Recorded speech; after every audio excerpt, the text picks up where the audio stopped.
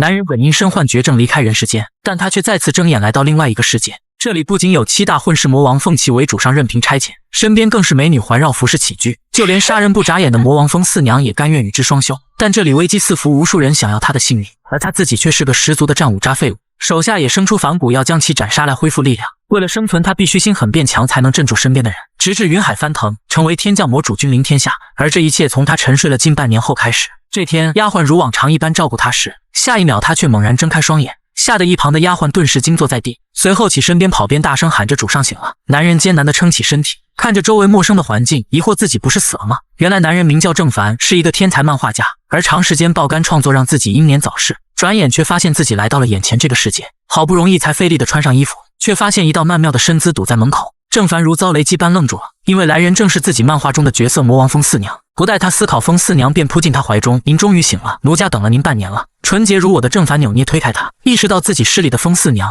急忙跪地请求宽恕，随后扶起郑凡，准备给他介绍这里的其他几人。先是带他熟悉了一下周围的环境，然后在一间充满酒香的房间停下。“阿明，主上醒了，还不赶紧过来拜见？”郑凡见到此人，心中又是一惊，他也是自己漫画中的角色吸血鬼阿明。只见他缓步上前跪下，参见主上。这时诸如薛三和砍柴人樊丽也闻讯赶到，紧接着便是瞎子北和僵尸梁成，而这些人都是郑凡和他同伴一起创作出来的漫画角色，他们每个人无一不是令人闻风丧胆的大魔王，如今却和他一同穿越到这个未知的世界中。这时风四娘举杯表示：“恭喜主上苏醒，咱们这些人终于有主心骨了。”郑凡此时却不合时宜地打断说：“我昏迷这半年，你们是怎么在这儿生存的？”众魔王顿时一愣，他们本以为这里是郑凡创作的另一方漫画世界。随后瞎子北解释说，跟随主上来到这世界的第一天，他们全都变成了没有能力的普通人，所以才蜗居在此处等待主上苏醒。郑凡想不到一跺脚便能引起山呼海啸的魔王们竟变成普通人，但这也未必不是件好事，自己还真没胆子敢驾驭全盛时期的他们。随后他又问到魔丸到哪去了，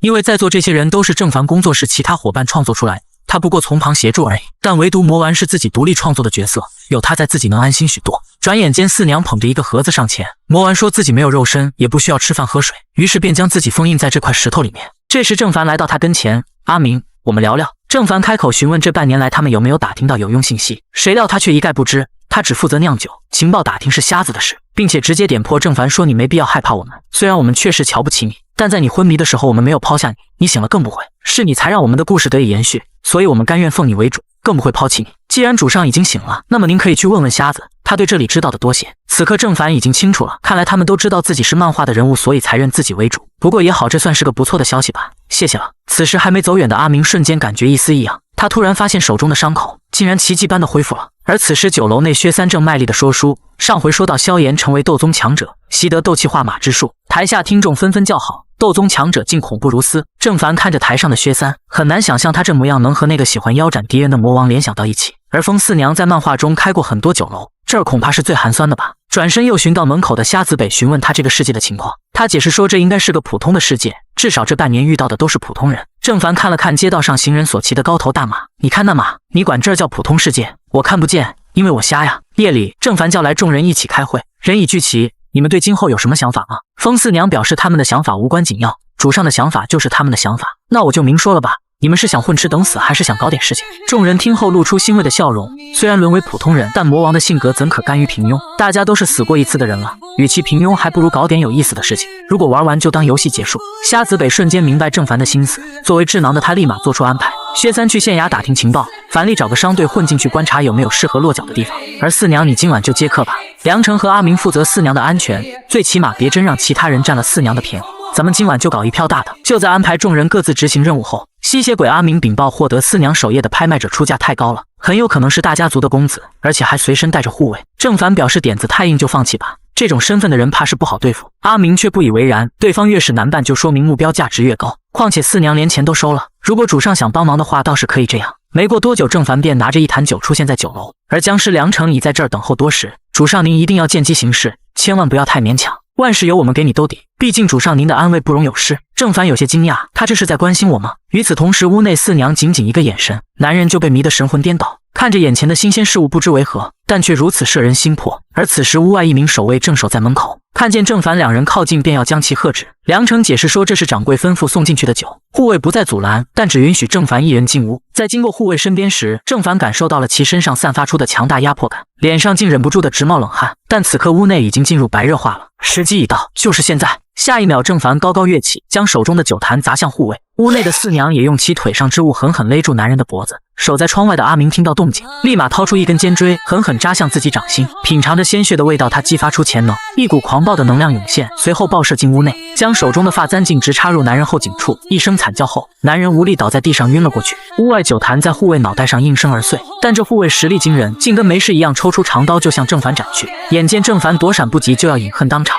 梁成双目爆发出红光，随后掏出体内的士钉，一个闪身来到护卫身后，就要结果了他。然而这护卫像是身后长了眼睛一般，立马调转攻势，转身就是一剑刺进了梁成体内，而梁成却面无表情，将手中士钉狠狠插进护卫的身体里。护卫心中大惊，对方这种不要命的打法难道是死士？随后爆发出强烈的气劲，将梁成震飞，望向屋内顿感不妙，急忙冲了进去，想要确认公子的安危，但里面的阿明已等候多时向他袭来。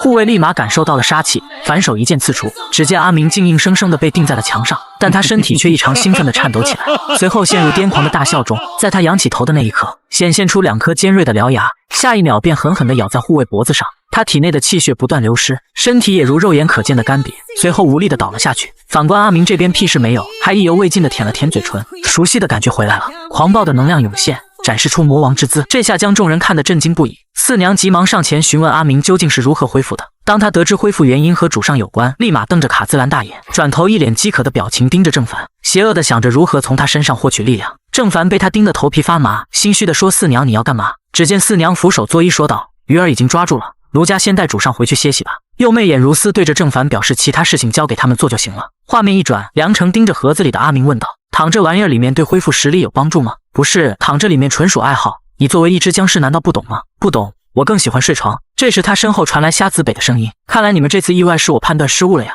阿明听后一脸无所谓，这样有挑战的世界才更让人兴奋呢。今晚过后，这个世界初步探索视野算是成功了。你们忙，我去审问那公子哥了。阿明却打断了他，让主上亲自去审讯吧。两人闻言顿时一惊，他这算是在恭维主上吗？随后瞎子走上前说：“主上应该不会做这种事，到时候一样还是推给我做。”阿明却提醒说：“他毕竟是主上，该走的流程还是要走的。”瞎子听后泛起一丝耐人寻味的笑容，看来这就是你先恢复实力的原因吧。说好一起装矜持，你却偷偷舔出了头。梁成有些不明所以瞎子说的话，快说怎么回事？你是不是私底下和主上做了什么恶心的事？阿明长舒一口气，我猜测我能恢复力量应该是获得了主上的信任，因为我们都是他创造的，应该和他存在某种契约，而我们要做的就是要获得他的认可。此时正在泡澡的郑凡思绪万千，屋外传来瞎子的声音：“主上，那条小鱼儿您需要亲自审讯吗？”郑凡表示不用了，这些事你们来做吧。那属下审讯后将信息整理好再汇报给你。郑凡心中不免疑惑，他们怎么突然这么殷勤了？洗完澡后，郑凡正准备去睡觉，身后突然响起一阵阴森的声音，郑凡吓得一激灵。梁成本就是僵尸，连说话都带着寒气，这么晚了是有什么事吗？梁成也不开口，只是直直地盯着他。郑凡抬手放在他肩膀上：“伤好些了吗？有什么事都可以和我说，虽然我自知实力不济，但至少还可以当个倾听者。”下一秒，梁成竟然也将手放在郑凡肩膀上，一脸关切：“主上，下次您不要上前了。”郑凡一愣，这哥们大晚上搞这么肉麻干什么？随后打着哈哈说：“知道了，我先去看看审讯的咋样了，你自便。”说完就转身离开，只剩下梁成保持着姿势傻愣在原地。待他反应过来后，双手捂住脸蹲在地上，太羞耻了。但下一秒，一股浓郁的血气汇聚在他受伤的胸口中，只因眼见同伴们都恢复了实力，哪怕舍弃节操，自己也要去讨好主上。主上，这个世界确实跟我们以往的不同，甚至要有趣的多。您且听我慢慢道来。咱们所在位置叫做虎头城，隶属于燕国的北风郡，也就是相当于省的意思。而这里和北方蛮族交界，所以时常会发生一些战争，但基本都是小打小闹。一是北方蛮族部落众多无法统一，另一方面也是燕国南下，还有前楚晋三国虎视眈眈，所以基本将重心放在中原上，除却一些小国。如今天下便是燕晋楚前四国鼎立。更有意思的是，这个世界不光有修士武者，还有魔法斗气，都以9品来分等级。而昨天我们干掉的那个护卫连9品都算不上。现在我们有2条路可走，一是探寻回去的路。郑凡直接打断：“一可以去掉了，说说第2条路吧。”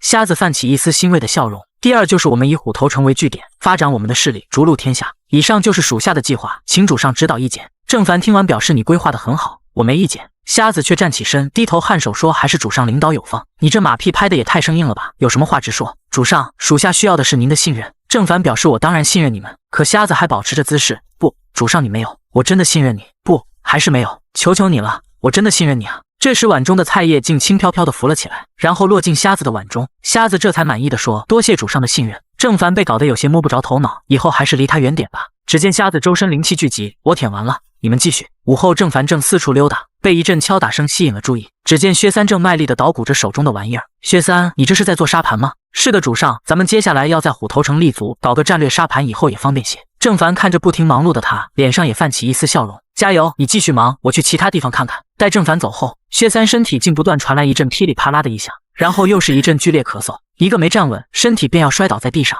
但下一秒，他竟然十指点地，硬生生地将身体支撑起来。这一刻，他已经明白自己的力量回来了。离开后的郑凡始终想不清楚为什么瞎子他们感觉怪怪的，薛三倒是比较正常。郑玉打算回房睡觉，远处却传来薛三的狂笑声。得了，又疯一个！突然他没注意到脚下的门槛，身体竟直直朝屋内摔了进去。但下一秒他却发现自己好像撞上了一团柔软之物。郑凡心中直呼要完，今天怕是要交代在这儿了。紧要关头，瞎子北推门而入，主上。下一秒，一只茶壶朝他飞了过去。你这死瞎子，进来不会敲门吗？多好的气氛被你破坏了！只见他轻咳一声，主上不好了，客栈门口出事了。画面一转，几人来到大厅，只见一名衣着铠甲的男子气焰嚣张地说：朝廷征兵，按户籍人口算，你们家必须得出4人。四娘立即上去卖惨，说我们家阿丽跟商队跑了，阿明又有肺痨病，还剩下个瞎子和矮子。大人您看这是？男人一声冷哼，残疾的就算了，你身后2个应该是正常人吧？他们必须应征。临走扔下一句，明日正午之前必须到军营报道，否则一律按逃兵处置。四娘立马回应知道了，大人慢走。待几人离开后，瞎子北立马理清思路，第一，咱们收拾好东西，今晚就离开虎头城。不待他说完，郑凡直接打断，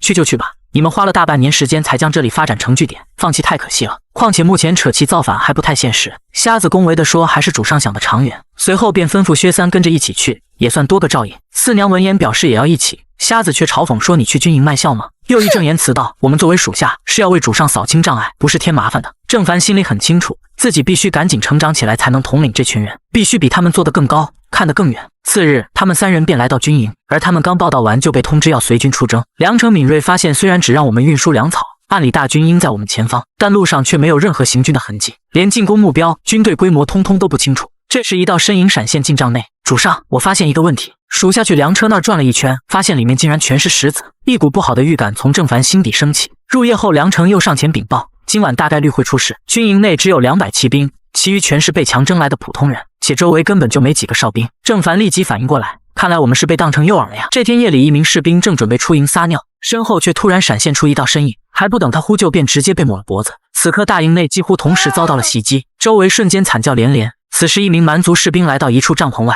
他刚掀开帐篷准备进行刺杀任务，黑暗中一只大手忽然出现，男人瞬间就被掐住咽喉。来人正是7大魔王其中一的僵尸梁成。帐篷外的2人立马察觉出不对劲，正欲支援，但一抹刀光划过，2人瞬间就被薛三给抹了脖子。营帐内，郑凡缓缓走了出来，这时一道箭矢射向夜空，发出刺耳的呼啸声。埋伏在远处的蛮族铁骑正奔腾而来，杀，一个不留。顿时整个营地哀嚎不断，尸横遍野。薛三示意主上，要不咱们先撤吧，这儿实在太危险了。可郑凡却表示，听说蛮族的人头可以换赏钱和军功是吧？薛三顿时明白过来，到底是主上啊，心可真黑。这时一名蛮族士兵发现躲藏在此处的几人，随后立即驱动战马袭来。梁成见状，瞬间闪身到郑凡身前护主。身形敏捷的薛三一个箭步上前，嘴角带着一丝狰笑，刀光就从那人眼前闪过。蛮族士兵不可思议地捂住脖子，无力倒在了马背上。更恐怖的是，梁成目光泛红，随后竟幻化出一双由煞气汇聚成的巨手，以雷霆之势砸在了战马头上，连人带马瞬间被掀翻在地。梁成立马上前将其按倒，然后转头示意郑凡，主上。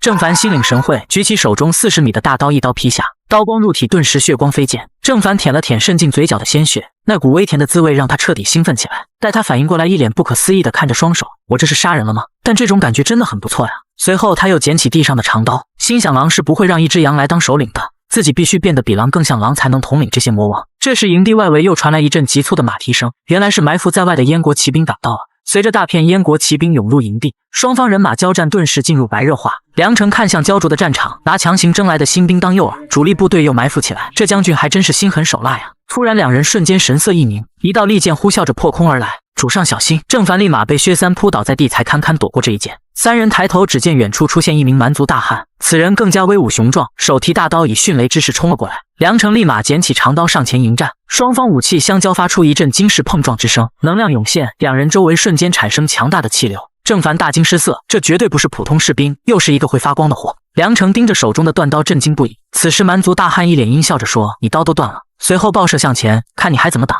一刀劈下，梁成一个侧身躲过攻击，冰冷地说道，我本来就不怎么会用刀。紧接着一只鬼手带着锋利的指甲刺出，噗的一声，蛮族大汉胸口炸出一朵血花，胸膛被瞬间洞穿。此时一支利箭爆射而来，击中了他的手臂。肉身强横的蛮族大汉抓住空档将其踢飞，而远处放冷箭之人提醒大汉此人有问题。刚才那一箭哪怕身着铠甲也能轻易洞穿，但却只有箭头射进手臂里。此时薛三形如鬼魅般出现在他身后，你还是小心你自己吧。下一秒，两把匕首猛地插入蛮族弓手后背，用力向下一拉，他的身体便被一分为二。蛮族大汉见状陷入狂暴状态，抓住一旁的梁成，举起手中巨刃就要将其分尸。紧要关头，一阵脚步声传来，只见郑凡飞身上前提刀就向大汉脑袋上砍去。情急之下，他丢飞梁成，转身一刀横斩向郑凡。但在他运完气后，一大口鲜血喷出，瞬间反应过来自己应该是中毒了。他怎么也不会想到梁成的指甲内竟隐藏着可怕的尸毒。这时郑凡的大刀已经落在了他脑袋上，砰的一声，大汉应声倒地，尸首分离。郑凡扶着长刀，显然已经脱力。这时梁成上前对郑凡伸出了手，他看着眼前的主上，不由得想起了瞎子的话：我知道你们都看不起作为普通人的主上，但千万别忘了是他将我们创作出来的。可以说我们的一切能力都来自于他，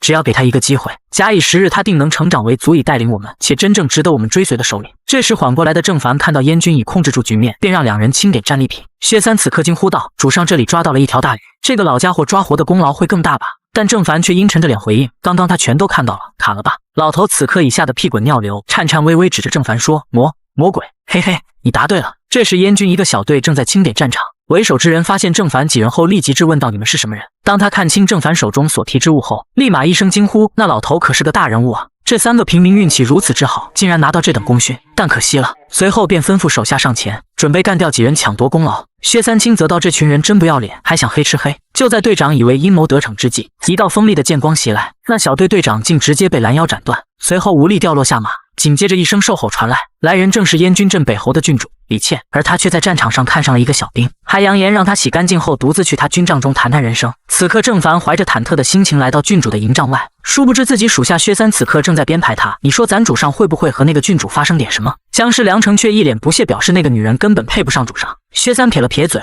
我说你现在已经舔得这么不要脸了吗？哼哼，有我们在主上能娶到这个世界最优秀的女人，你难道没发现主上也在进步吗？薛三立即反应过来，你是说我们的实力恢复程度关键还在主上？梁成分析说，主上没苏醒前我们都还是普通人，但现在不光我们在逐渐恢复实力，就连主上身体素质也在变强，进步的可不仅是我们。薛三闻言一惊，糟糕，那如果主上失了身，我们岂不是亏大了？此刻的郑凡已经大步踏入营帐内，随后单膝跪地拜见将军。将军抬眼偷偷瞄了一眼郑凡，然后脸颊泛起一丝红晕，以这次立下汗马功劳，给你2种赏赐：一是进我的亲兵营成为我李家家丁，二是虎头城的护商校尉。随后话锋一转，算了，你还是随我回李家吧，日后前途不可限量。还未等他把话说完，郑凡直接选择了第二条。将军闻言目光一凝，你是看不起我李家吗？郑凡表面回应虎头城是他家，舍不得离开，实则心里想的是我脑子有病，跑你那去当家丁，到时怎么死的都不知道。况且我手下的7大魔王可不是吃素的。与此同时，一座府邸内，阿明浑身插满刀刃，猎狗帮一灭，下一个就是三神会。话说主上还没回来，你就擅自做主吗？瞎子北轻声说道：主上迟早会回来，咱们只是提前做好准备罢了。阿明不慌不忙，一件件拔出插在身上的武器。那城外的车帮怎么处理？我记得他们也在我们名单里啊。瞎子淡然一笑，不用担心，那个交给四娘了，算算时间应该也快了。此时客栈内，车帮的帮主正被无数根丝线缠绕吊在空中。妖女，你对我们做了什么？而对面坐的正是魔王峰四娘。四娘玩味地说：老娘的豆腐是那么好吃的吗？说罢提起手中酒壶，拉出一根水柱倒进嘴里，神情妩媚地想着也不知主上仗打完了没有。而此时郑凡几人正在回城的途中，薛三一副惋惜的模样说：也不知道阿丽吃饱了没，他饭量大，估计在外很难吃饱吧。郑凡一阵无语，你们每天都要带樊丽舔我一波，也是辛苦了。这时远处传来一阵脚步声，两人立即起身护住郑凡，一副如临大敌的样子。只见一群蛮族打扮的人迎面而来，为首的女人轻声说：起风了，我们需要借个地儿避避。于是两方人间隔数米席地而坐。忽然女人起身向郑凡他们走来，她拿出酒晃了晃，示意给郑凡他们喝。郑凡立即婉拒说：染了风寒，喝不了酒。心里想的却是谁知道你酒里有没有下毒。他拿起酒袋自顾自喝了起来。本座是蛮族首席蛮师阿一，这俩孩子是沙拓部首领的后人，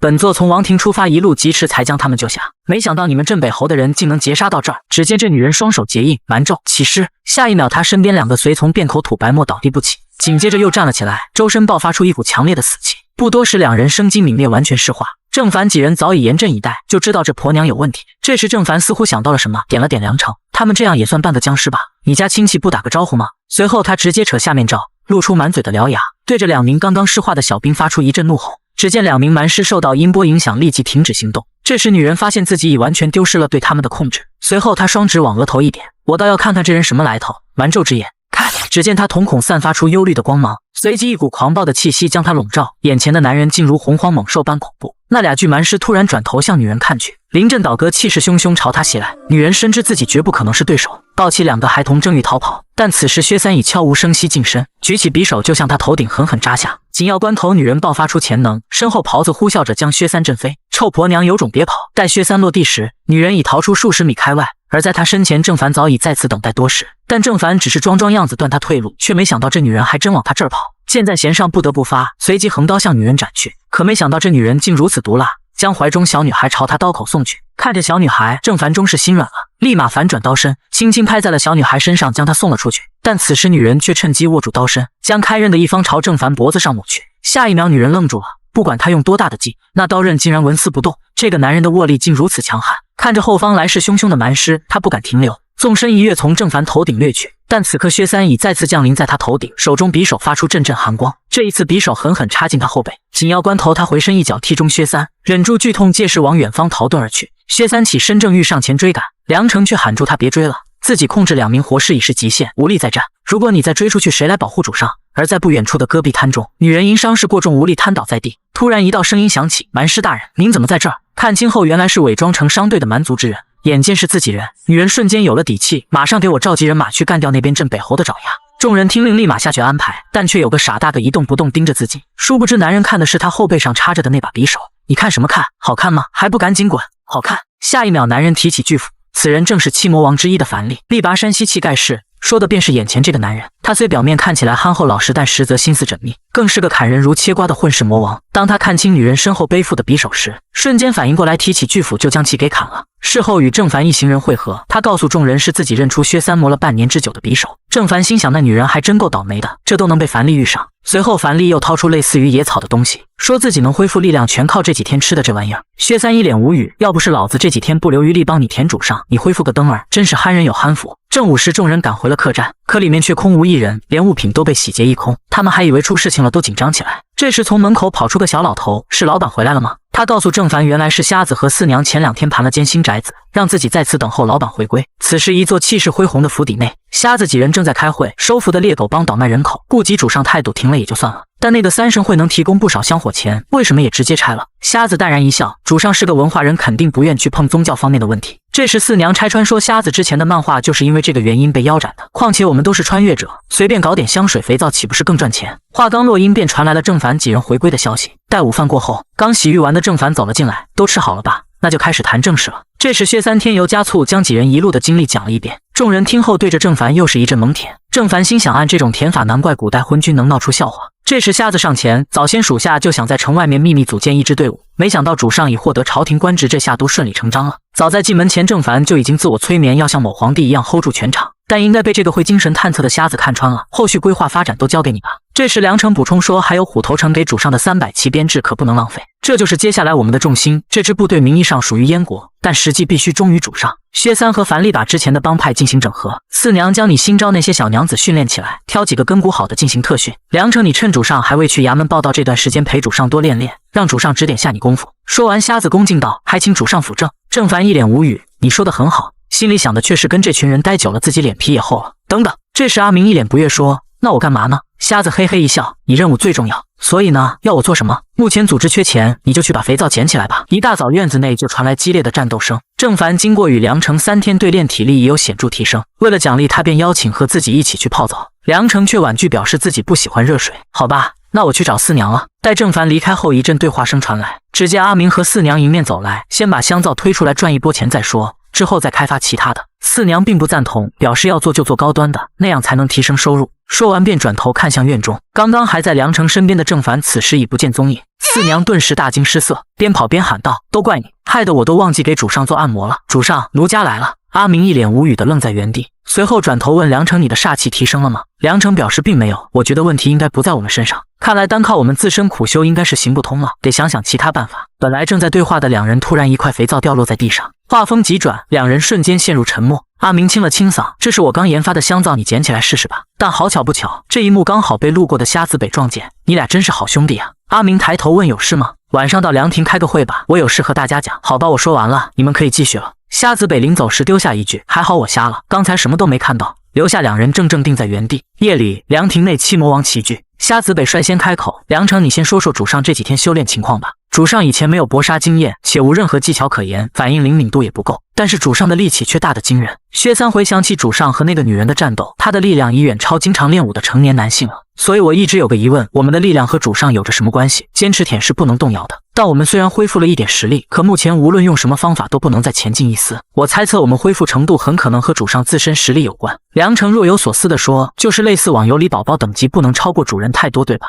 那难道主上实力不提升，我们就得一直被他压制吗？”瞎子斩钉截铁道：“没错，这是一个大胆的想法出现在樊篱脑中。那如果把主上给砍了呢？是不是限制就解除了？”顿时众人陷入死一般的沉寂。僵尸梁城率先打破沉默：“当初我们还是普通人时就对人家承诺过，那时我们还愿意守护他。可如今我们恢复了部分实力，开始变得贪得无厌。我为自己感到羞愧，但也知道我没资格左右其他人的想法。”大家喝了这杯酒，刚才樊篱的话，还有此时大家心里的其他想法，全都忘了吧。说罢，其余魔王将杯中酒一饮而尽，表示赞同梁城。这时虾子北才开口说：“其实我们心里都清楚，如果玩家账号注销，那他的宝宝也会不复存在。所以目前只能不惜一切代价提升主上实力，我们才有进一步恢复的可能。那目前当务之急就是给主上找个师傅咯。”这时吸血鬼阿明一脸不爽：“特么死瞎子不早说，害得气氛这么紧张。哈哈，我也没想到樊篱这个憨憨会说出这种话呀。”樊篱呆萌说道：“那怪我咯。”第二天几人一同来到一处峡谷内。瞎子，你确定你说的老师会经过这儿吗？薛三一脸疑惑，明明昨天才定好，今天就找到了目标，这都是你提前安排好了的吧？瞎子没做多解释，只回应说：“我打探到消息，今天有个朝廷要犯押送途经此地，对方是早就入品的武者，给主上当老师正合适。”说罢，他不顾其他人的提问，突然起身：“哎呀，昨晚才商定好为主上择一良师，今天目标就出现了，这代表了什么？这就是天意啊！主上乃是天选之人，我们能跟随主上是我们毕生的荣耀啊！”瞎子的举动直接把3人搞懵了，主上又不在，你舔给谁看呢？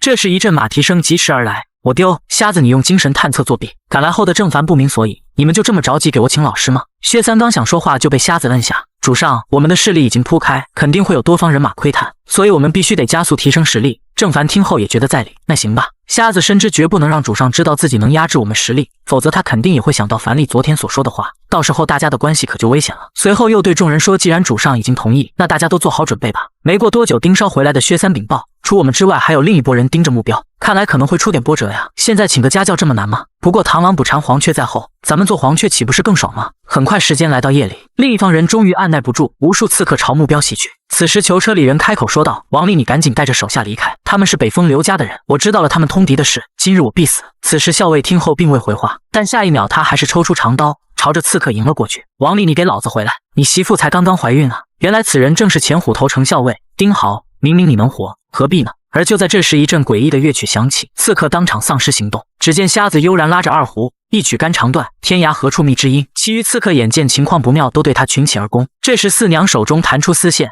，2名刺客瞬间毙命。其余魔王纷纷用出绝技僵尸梁城的开膛手。吸血鬼阿明通过撕咬将狂犬病毒注入其体内。诸如薛三更是贴心的给对手做了一套头部按摩。砍柴人樊篱则是充当老六，趁乱将囚犯劫走跑路。梁城阿明薛三断后，四娘开路，咱们冲出去。而此时朝廷押送官兵几乎已被屠戮殆尽，巡城校尉王立也身受重伤，没了战力。另一名刺客发现瞎子后，立马朝他袭来。瞎子轻蔑一笑，手中二胡不紧不慢奏出一曲《鸡你太美》。刺客怒目圆瞪，瞬间爆体而亡，化成血雾飘散在空中。此时被樊篱扛在肩头的丁豪一阵诧异，半部九品的刺客竟如此轻松就被斩杀了，此地不宜久留。阿力，赶紧撤！瞎子一声令下，樊篱双腿爆发出惊人冲击，瞬间疾驰而去。就在瞎子临走之际，校尉王立深知自己必死，于是恳求瞎子能否捎句话带给家中法器。瞎子思索片刻，汝妻而无养之，勿念。与此同时，郑凡正在峡谷口等候，见这么久都没动静，他不免有些担心。这时远处烟雾弥漫，发出一阵轰鸣声，原来是樊篱扛着目标爆射而来。郑凡立即上马，对樊篱喊道：“阿力，把人扔过来，放马上。”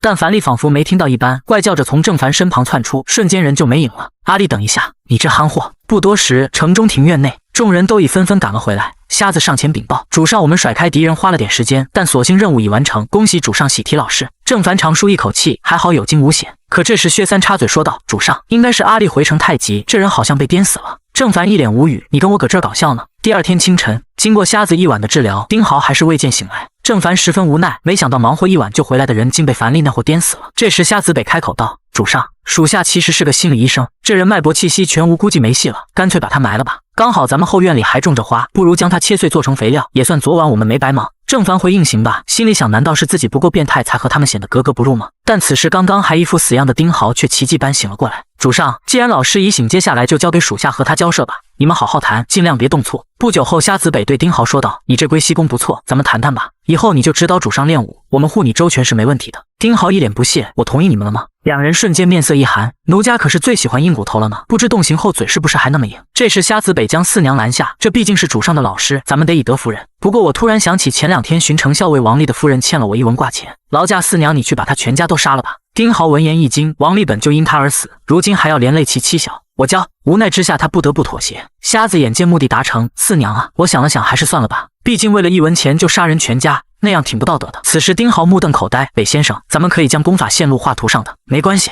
画图不够立体，活人做标本主上才能更快入门。眼看四娘已行真画到头上，阿明不禁提醒道：“小心点，脑子坏了我会死的。”放心了，我心里有数，你闭眼一会儿就好了。很快，功法线路图已完全刻在了阿明身上。丁豪开口说：“按此线路图运行气血1周天后，达到周身发光，便是摸到了武者门槛了。”此时瞎子对阿明说：“你运气跟着线路走1圈试试看。”阿明耿直表示：“我是吸血鬼，气血是什么意思？我并不理解。”瞎子满口胡诌：“你空血走1圈，如果走得够快，带起了风，那便是气了。”死瞎子，你可真是个小机灵鬼。丁豪冷汗直流，担心瞎子他们玩出人命，于是开口表示欲速不达，得一点一点。他话还未说完，只见阿明周身爆发出一股红色气流，这就半部9品了。丁豪一脸不可置信，当初自己可是花费10年才成功的呀。一旁四娘看着镜中的自己也是满脸期待，随后一股粉色气浪迸发而出，不错，是我喜欢的颜色。此时阿明嘲讽说：“这可跟你的年纪不配哦。”四娘立即反击：“那也比你的姨妈红好看。先别穿衣，我也来试试。”阿明一脸无语：“我穿不穿衣在你眼里有区别吗？”瞎子解释说：“生活需要仪式感。”随后手指轻抚阿明的腹肌，下一秒一股蓝色气浪喷出，这也不难嘛。这时梁成他们3人也闻讯赶来，瞎子便让他们也试试新的功法。只见梁成的颜色是基佬紫，薛三是大自然的颜色，而樊丽一声怒吼，周身爆发出土黄色的光芒。按照目前情况，我们都只能卡在半部9品的位置，虽然这对我们不难，但就是捅不破那层窗户纸，像是有一层无形的壁障在压制着我们。那么接下来我们的目标就很明确了，必须不惜任何代价都要让主上尽快入品。次日正午，郑凡被拉着练习了一下修炼图，可怎么也无法成功。他心想，老子可不像你们这些变态一样，我就是个纯小白。丁豪看着这个所谓的主上，看来这里一群人中就属他还算正常。这时瞎子开口询问有没有快捷方式，譬如外物刺激等。的确有人使用5石散，利用煞气冲击人体，将气脉搅浑，这样更能感受到气的存在。随后瞎子便安排梁成用煞气刺激一下主上的经脉。梁成表示赞同，他的煞气精纯且容易控制。只见他一指弹出，点在郑凡胸口上，瞬间一股黑色煞气蔓延全身，紧接着郑凡浑身如发羊癫疯一样止不住颤抖。梁成见状急忙收手。阿明表示主上不会染尸毒了吧？郑凡此刻也陷入昏迷，怎么叫也叫不醒。四娘怒斥梁成怎么不小心点，主上都要被搞成老年痴呆了。梁成也很冤枉，明明自己也没注入多少煞气，而且也控制好了尸毒不会进入主上体内。这时一旁丁豪一眼看穿，这位大人原本体内就有一股极为浓厚的血气，刚才被煞气点燃，所以短暂晕了过去。如此说来，我们主上是个练武的奇才。闻听此话，众人喜笑颜开，还好不是废材刘开局。经过几个时辰的照顾后，郑凡悠悠转醒。主上您醒了，您现在能感觉到那股气了吗？感受到了，强烈且十分粗壮。丁豪闻言面露喜色，普通人第一次只能感知到气若游丝般的气血，眼下大人能有如此强烈的感知，实在是可喜可贺呀。瞎子正欲献上自己的马屁，没想到这时其余众人纷纷鞠躬，恭喜主上天赋异禀，成就大业指日可待。随后一脸坏笑看向瞎子北，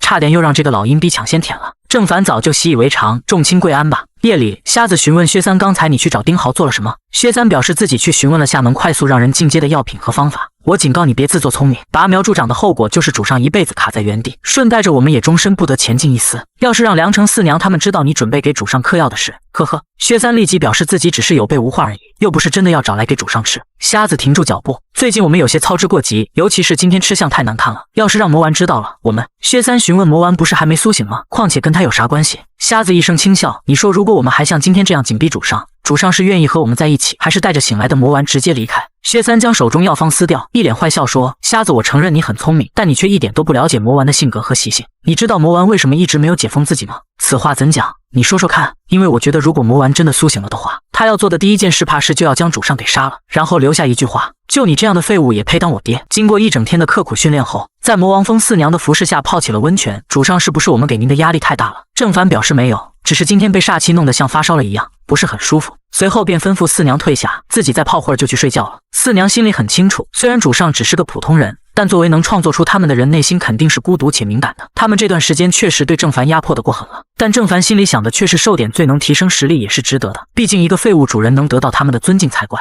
看着寄生在石头里自己亲笔创作的亲儿子魔丸，虽然不知道你为什么不肯出来见我，但如果有你在，我至少还能有点底气吧。郑凡长叹一口气，儿子哎，爸爸想你啊。随后他转身朝屋内走去，这时水中卷起一圈漩涡，石头隐隐发光，似乎有什么东西将要破壳而出。这一丝异样瞬间就被在书房办公的瞎子北捕捉到，好强烈的杀意，这分明就是魔丸所散发出来的。这么强的杀意是对我，还是对他的老父亲？第二天清晨，街道上有很多家都在办丧事，应该是上次征兵的那些普通人成为了战争的牺牲品，遗体被送回来了。此刻梁城上前禀报，主上，县令差人来说让您正午到衙门报道。待郑凡从衙门里出来后，他手中多了一套崭新的官服。梁城瞎子赶紧上前，恭喜主上，这下我们也算编制内的人了。主上，我听说这次召集是为了解决战争遗孤的问题。郑凡回应说，今日善堂来了几百名孤儿，他们打算分发给各级校尉，属下觉得咱可以在这上面多做点功夫。既然是上面分摊的话，主上也许只能得到1-2个名额，这太少了。我想把所有孤儿全都拿下，再盖一座孤儿院，从而培养下一代人手，这样才能保证忠诚度。毕竟半路调教肯定不如从头培养的好，而且收买人心的事一开始就得做。郑凡听后也觉得可行，一个大胆的想法油然而生。走吧，咱们回去，接下来还有很多事要做呢。2日后庭院小筑，郑凡周身气息涌动，隐隐有发光之色。师傅，我还有多久才能发光？玉素则不答。不过按现在进度，你最多3天就能半部9品，不出2月就能真正入品。多谢师傅，您早些休息，我明日再来。看着郑凡离去的身影，丁豪强压住心头震惊。不算那6个瞬间9品的变态，这位爷的天赋也着实恐怖啊！与其说是教他，还不如说是来专门打击我的。也不知是哪个名门子弟跑来体验生活的。主上，下午我和薛三会护送香水、肥皂去屠满城兜售，阿里3人则要再度前往荒漠，看看能不能搞点蛮族的人手回来。依照他们的脚程外加打探消息，估摸怎么得1个月吧。咱们一下子出去5人，所以从今晚开始，四娘会每晚侍寝24小时不离左右。郑凡有些尴尬，这样不好吧？主上您的安危不容有失，况且1个月时间也够您入品了。就在瞎子北关上门离开后，身后传来四娘的声音：“你们过分了呀！5个人写了100多封信让我帮你们填主上，凭什么你们出去潇洒，留老娘来守家？”瞎子贱兮兮地说：“我们走了，你不是更好下手了吗？”当天夜里，四娘刚给郑凡按摩完，就被差遣让其回去休息。这可不行啊，主上，奴家得和您睡一张床才能保证您的安全呢。以前有瞎子在可以充当雷达，但现在他们都不在，奴家又不懂那些，所以郑凡也妥协了。那这样不会太委屈你了？主上，难不成您想让奴家在床边打地铺吗？您就这么看不上四娘吗？郑凡见状也不矫情了，行吧，其实我还挺乐意的。四娘顿时喜笑颜开，主上您喜欢什么颜色的？奴家多换几件让您仔细挑选。说罢便兴匆匆地拿衣服去了。而郑凡深知今晚肯定不简单，也做好了思想准备。这时一旁魔丸寄生的石头发出轻微颤动，紧接着郑凡脑子忽然感觉眼前一黑，直挺挺地倒在床上不省人事。这时四娘已换好衣服回来，魔丸啊魔丸，过了今晚你可得喊我一声妈妈了呢。但突然他感觉到异样，手中衣物瞬间幻化成纸片，飘散在空中满天飞舞。这时前方爆发出一阵气浪，一只巨大的黑爪突然显现向他袭来，紧接着四娘就被狠狠抓在掌心中无法动弹。此刻魔丸所寄生的符石发出滔天魔气，一阵恐怖的音笑声从里面传来。疯四娘，你刚才说想让我喊你什么？第二天清晨，第一缕阳光洒在郑凡脸上，他悠悠转醒，揉了揉有些昏沉的脑袋。他也不知道昨晚是怎么睡过去的，但回头一看，四娘竟主动在床边打起了地铺。不是说好的一起睡床吗？这时四娘也睁开慵懒的双眸醒来，主上您醒了，奴家这就伺候你穿衣洗漱。郑凡心里也产生一丝失落，果然他只是习惯性逗弄下男人而已。在四娘的服侍下，郑凡穿好衣物，对昨晚之事只字不提。殊不知待他走后，四娘一脸懊恼，还以为能趁机把主上给吃了。魔丸啊魔丸，你对你爹到底是爱还是恨呢？冯唐一老李广难封，后妈更是难当呀。当郑凡来到衙门后，周围都在探讨昨晚发生的大事。昨晚梅家务被人给灭了，城头挂起了镇北军的旗帜。近年来镇北军连续遭到朝廷打压，这是要起大动作了吗？听说领军的好像是一个姓郑的校尉吧？难不成是那位郡主授意的？郑凡听到此话，立即喷出一口水来。众人看见，纷纷将目光抛向他。姓郑，护商校尉。他当即反应过来，瞎子昨天带队前往屠满城，应该是他们出手的。一名小卒上前询问：“郑校尉，不知您官职称卫士？”彼人正是镇北军所属驻虎头城护商校尉郑凡。来人诚惶诚恐说：“郑大哥，你们镇北军此举是何用意？”话都说到这份上了，郑凡只能装下去，随即面色一沉：“我镇北侯府行事，何须向他人解释？”突然一声沉闷的拍案声响起，县令大人气愤吼道：“你们镇北侯府好大的胆子，简直目无皇威！梅家务所犯何事，须得灭门。”郑凡嚣张地说：“自然是犯了所犯之事。”这下县令彻底怒了，这里是虎头城，不是你们镇北侯府。虽然郑凡也不知道发生了什么，但此时除了装下去还能怎么办？无可奉告。突然县令竟掏出佩刀，直接架在了郑凡的脖子上。这时腰间传来一丝异样的感觉，封印魔丸的符石散发出滔天杀意。郑凡大惊，魔丸竟在此刻苏醒了吗？他能清楚地感知到魔丸此刻正趴在肩头，若刀再往前一撕，他会毫不犹豫将眼前人撕碎。突然，县令大人将佩刀往地上一扔，然后又把手搭在郑凡肩上，瞬间转换了另一副面孔。家里还好吗？郑凡当即反应过来，此人肯定是镇北军安插在朝廷的棋子，误以为自己也是卧底。随着县令态度转变，魔丸也逐渐消散。小姐和家里一切都好。闻听此话，县令大人声泪俱下。自从侯爷去了京城被软禁后，家里上下都得靠小姐打点。郑凡当即起了心思，那就将计就计。随后一脸严肃地装起来，家父郑成功，祖上3代都是李家家丁。县令立马套起了近乎，我似乎还和令尊大人喝过酒呢。待郑凡正欲讲话，县令立即捂住他嘴，此处人多眼杂，待下次咱们再叙旧。又拍了拍胸口，日后有任何大小事都可来找我。若小姐他日起兵，我许文祖定将亲自打开城门，将虎头城献于小姐。而就在1个小时前，郑凡正享受着四娘的私趴服务。在看完瞎子北寄来的信后，他才知道自己白天的经历到底有多凶险。信中提到梅家务可能会产生威胁，于是便灭了其满门，还让自己扯镇北军的虎皮来应对问责。要不是虎头城最高长官是镇北军的内应，自己早就人头落地了。主上，修炼这段时间以来，您觉得多久能入品呢？郑凡享受着说只差一个契机，保不齐明天一觉醒来就能突破。就当他正神游太空之际，眼前突然一黑，不知为何物如泰山压顶般压得自己喘不过气来。不是吧，四娘，你来真的？我累了，你早点休息去吧。这时四娘却好心提醒道魔丸是灵体，将它放院子里吸收日月精气能恢复快点。郑凡一副痴呆样，我读书少，你可别骗我。真的主上，反正在其他人眼里这就是一块破石头，也不会出意外的。于是郑凡将符石放在院子外，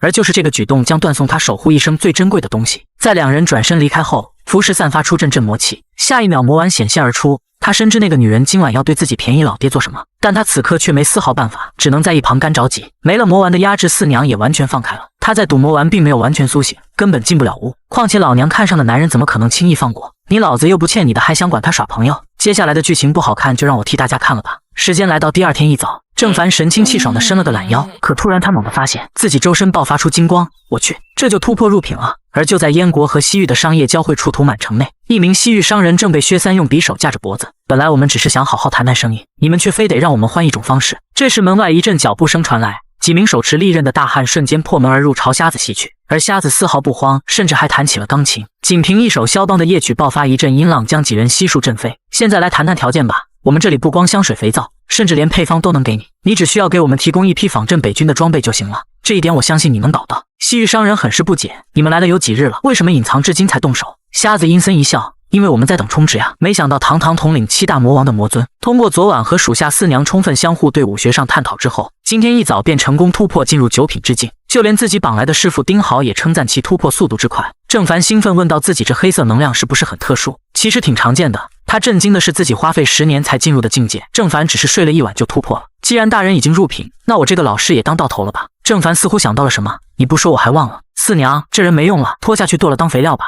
此刻丁豪吓得一激灵，好家伙，竟丝毫不顾及授业之恩。随后郑凡脸色一变，开玩笑的，瞧您给吓的。但四娘却是听懂了郑凡的言外之意，老家伙，现在有2条路给你选，一是当肥料，二是做主上的鹰犬。随后又依偎在郑凡怀中撒娇，自己说的对吧？果然漂亮的女人心思都毒辣，选好了吗？丁豪卑微低下头，我现在就是个废人，除了浪费粮食还能做什么？这你不用担心，做主上的狗自然和其他狗不一样，别家狗腿断了估计就成了狗肉火锅，但作为主上的狗就会帮你把腿给接上。丁豪如遭雷击，我真的还可以恢复吗？随后将轮椅一扔，急忙爬到郑凡面前大喊，主人，我愿意。眼见目的达成，郑凡随即转身，四娘你帮他恢复好后就安排做事吧。片刻后，四娘将其医治好赶了回来。郑凡开口问，我记得之前你好像说过暂时没能力帮他恢复。四娘心虚地说，最近才想起来方法，他总不能说是和你待了1晚才恢复实力的吧。说完就扑进郑凡怀里，主上奴家今晚还想练练手，说不定能想起更多技巧呢。这时一名下人禀报说，衙门来人在大厅等候，是来找主上的。待郑凡来到大厅后，发现正是衙门的师爷。郑校尉，后天虎头城有一批生辰纲要送去镇北侯府，老爷想让您前去押送。过几天便是侯府夫人的50大寿，您难道不记得了？侯府对我恩重如山，如何能不记得？不过这件小事让下人通报便可，可须师爷亲自跑一趟。其实还有一件事，县令老爷实际是想混进生辰纲的队伍，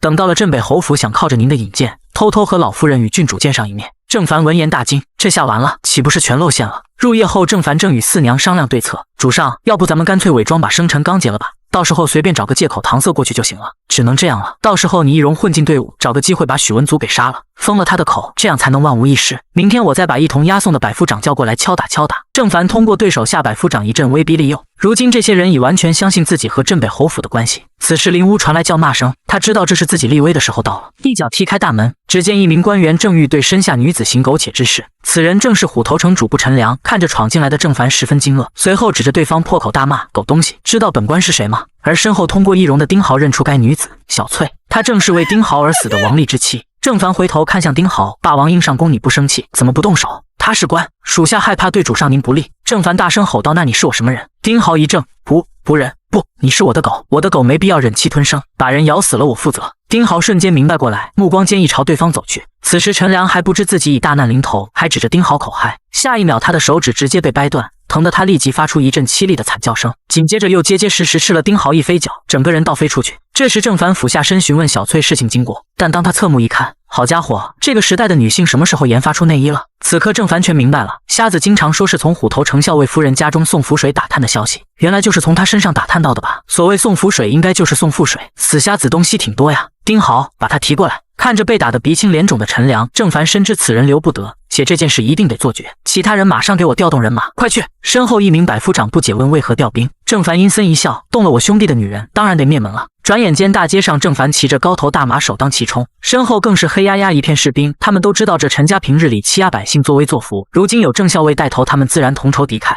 而瞎子经常对郑凡灌输一些保持高调做事的思想，这样才能确保自己的地位，且没人敢来轻易惹自己。如果凡事都心虚的话，麻烦会接连不断。转眼间一群人已来到陈府门口，郑凡此时抬起右手，正当他发号施令准备动手时，人群中县令大人许文祖身骑异兽赶来了，私自调兵可是大罪，你随我来，本官要问你为何此般行事。转眼间他们便来到不远处一间茶楼，进门时两名许文祖亲兵呵斥道：“郑校尉，还请卸下佩刀。”郑凡一声冷哼，随后周身爆发出一股强烈气劲，两名亲卫瞬间错愕，如此年轻就步入九品之境，此人背景之深绝对惹不起。随后郑凡大步流星进入屋内，今天这事应该会给许文祖带来很大麻烦吧，毕竟在他眼皮下闹出这么大动静，他不可能视若无睹。可随着房门关上，许文祖就将手搭在郑凡肩上：“这事你做得很好，如今局势不利，侯爷已在京城被禁足，我们确实得提前做好准备了。用陈家来激发将士们同仇敌忾之心，无意中就收买了军心，日后起兵造反也能事半功倍啊。这事你放心大胆去做，正好明日你负责押送生辰纲出城，这期间我来替你摆平问责，咱们明日再会。”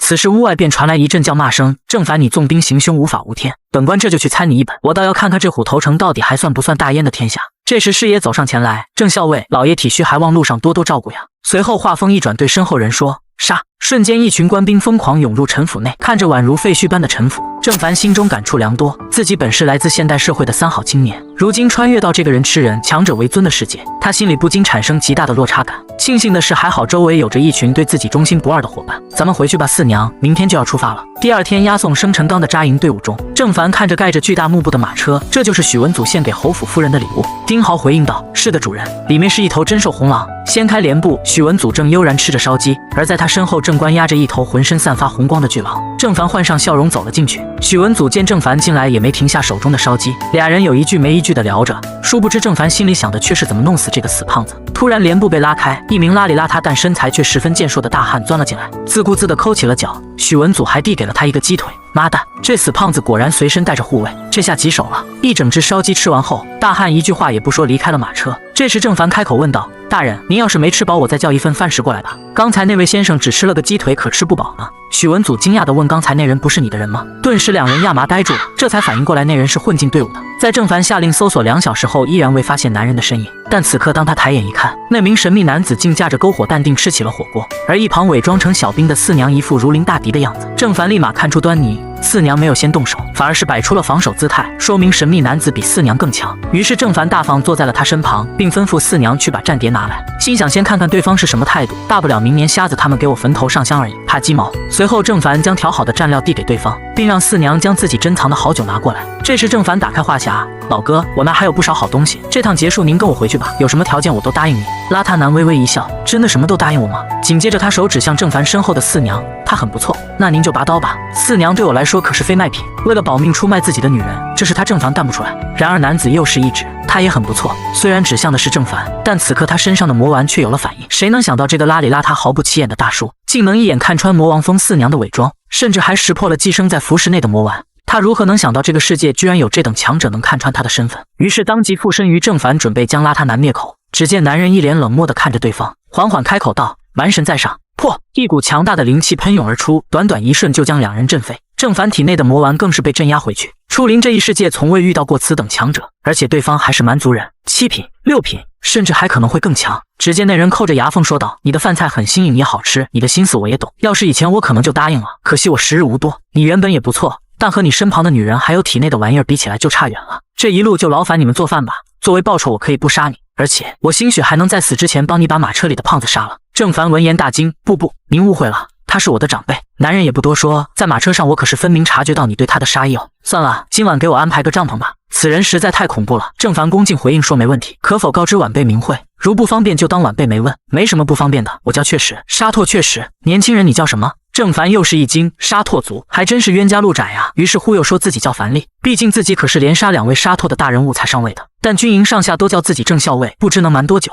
而且那家伙混进队伍的目的肯定不是骗吃骗喝，这特么怎么感觉比押送核弹还刺激啊？转眼已到第2天黄昏，郑凡再次来到马车前寻找下手的机会。大人，咱们明日下午便能到达，还需您再委屈一阵子。此时郑凡突然注意到，这死胖子怎么伙食这么好？昨晚是烧鸡，今晚又是烤鹿肉，而且都是新鲜冒着热气的，说明这队伍里还有他的人，且能轻易调配补给，地位肯定也不低。明日就要到镇北侯府了，再不抓紧时间下手，可能就没机会了。这时身后传来沙拓确实的声音：“想杀人就杀呗。”这一举动瞬间激发了魔丸的戒备，体内魔气直接溢了出来。谁知确实只是简单拍住郑凡的肩膀，他体内的魔气就被瞬间压制了下去。前辈，那样不方便，就这么杀了怕是有麻烦。看着确实已收拾好行李，您是准备离开了吗？那我送送你。营帐附近，蛮人祭祀有3：一敬蛮神，2敬图腾，3敬黄沙。沙拓确实一副虔诚的样子，对着烛光祭拜。郑凡想了想，自己也拜拜吧，保佑自己能顺利脱身。眼见郑凡跪了下来：“你这小子磕什么头呢？前辈，咱们那习俗是不管什么神佛都磕个头，反正又不亏什么。”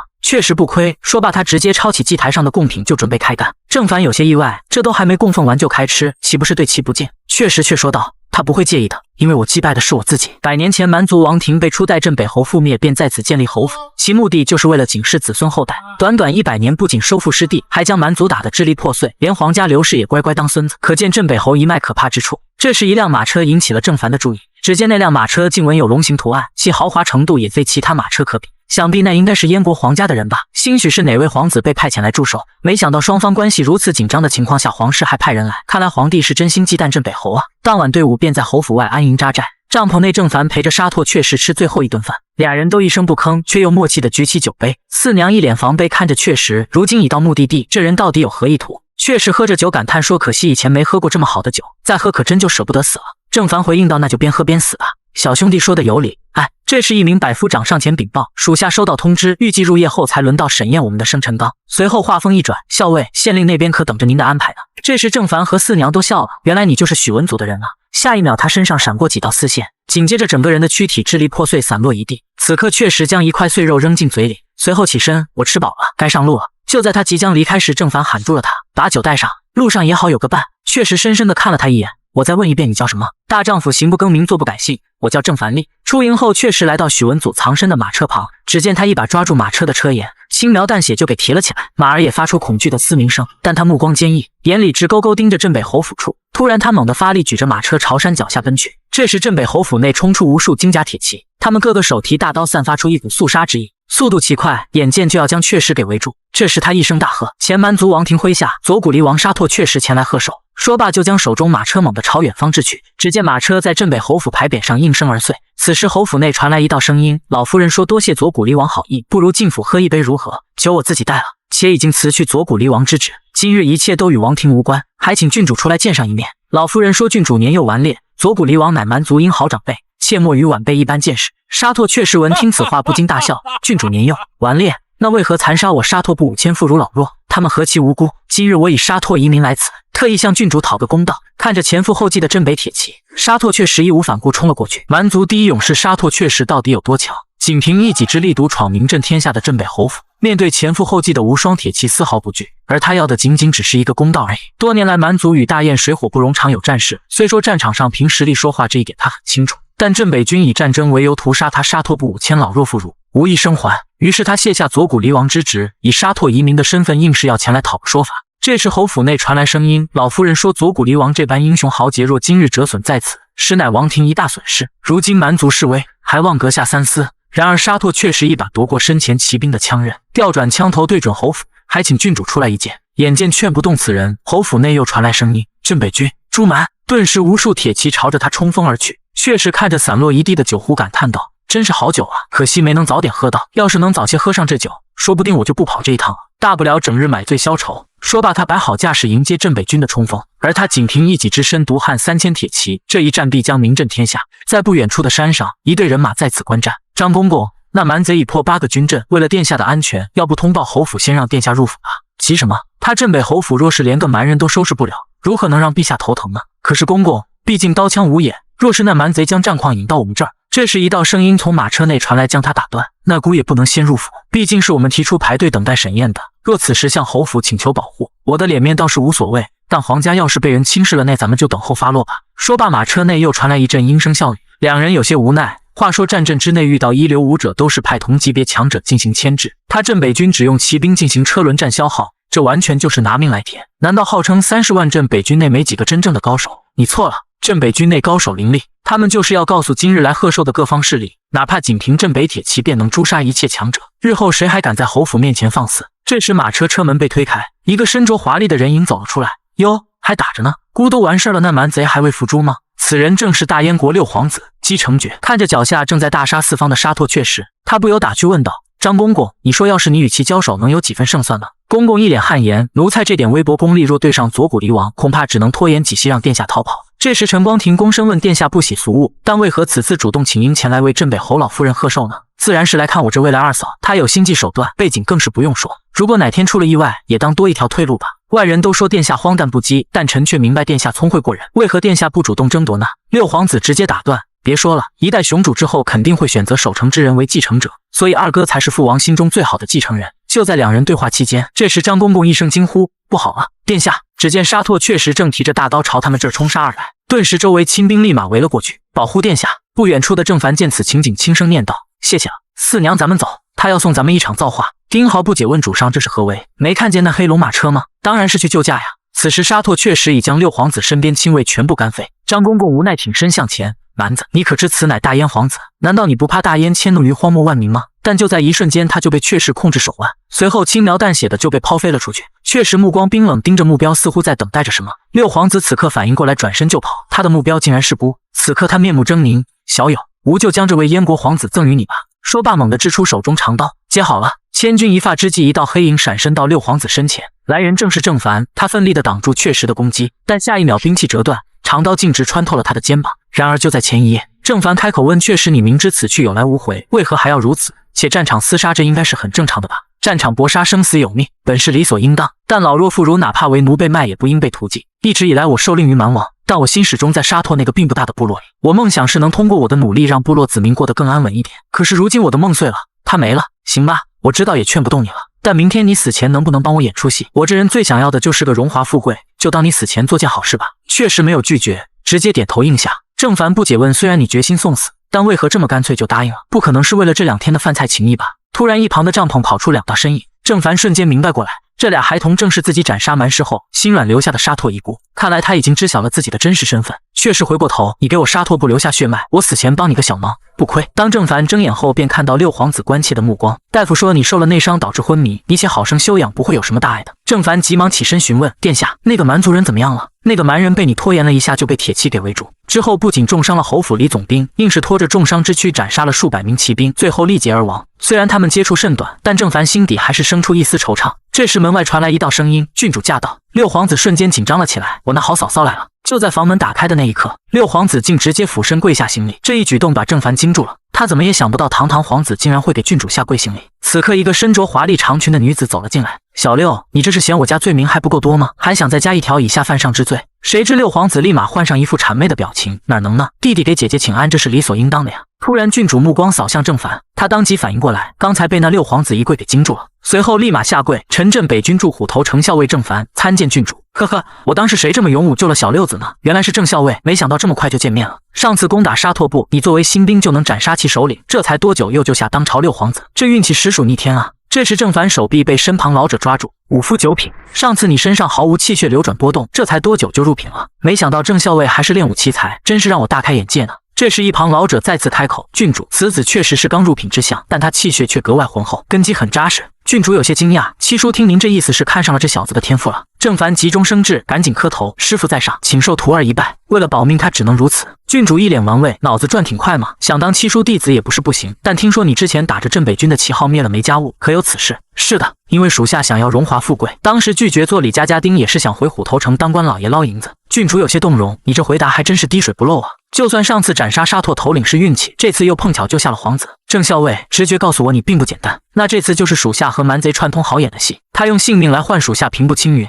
郡主一阵大笑，七叔，这小子有意思啊。这时一只信鸽从窗户外飞了进来，原来是蛮族王庭来人要给左谷离王收尸，但不把他尸体在城门上晒个7天7夜，往后岂不是世人都敢骑在镇北侯府头上？小六子啊，要不是父亲下令限制我用兵，你以为我只会灭一个沙拓部？六皇子瞬间明白过来，他30万镇北军打下整个蛮族不成问题，直接南下攻打大燕都城更不是问题。待郡主和七叔转身离去后，他这才瘫倒在椅子上长舒一口气。郑校尉，我很好奇你为何要救我？因为我从小的教育告诉我要报效祖国。打住，我要听实话。郑凡隐隐一笑，当然因为你是皇子，不然我为何不救其他人？很好，你很诚实，我喜欢。不管怎么说，你都救了我，以后咱们就以年岁相称，千万别放不开。谁知郑凡一点都没和他客气。好的弟弟，我现在算看出来了，你很有野心，但你救的却是个废物。我这辈子最大的志向就是做个闲散王爷。郑凡丝毫不拘谨，且古往今来最后登基的人可都是闲散王爷。小六子直接愣住了，随后喜笑颜开，你这话说的有水平，当赏。我请你喝茶，待会咱们出去吃饭好好聊聊。画面一转，一家羊肉馆内，小六子嘱咐郑凡赶紧吃，侯府的饭菜都是军营送来的，清汤寡水没啥味道。想之前侯爷进京时第一天就去全德楼吃了5只烤鸭。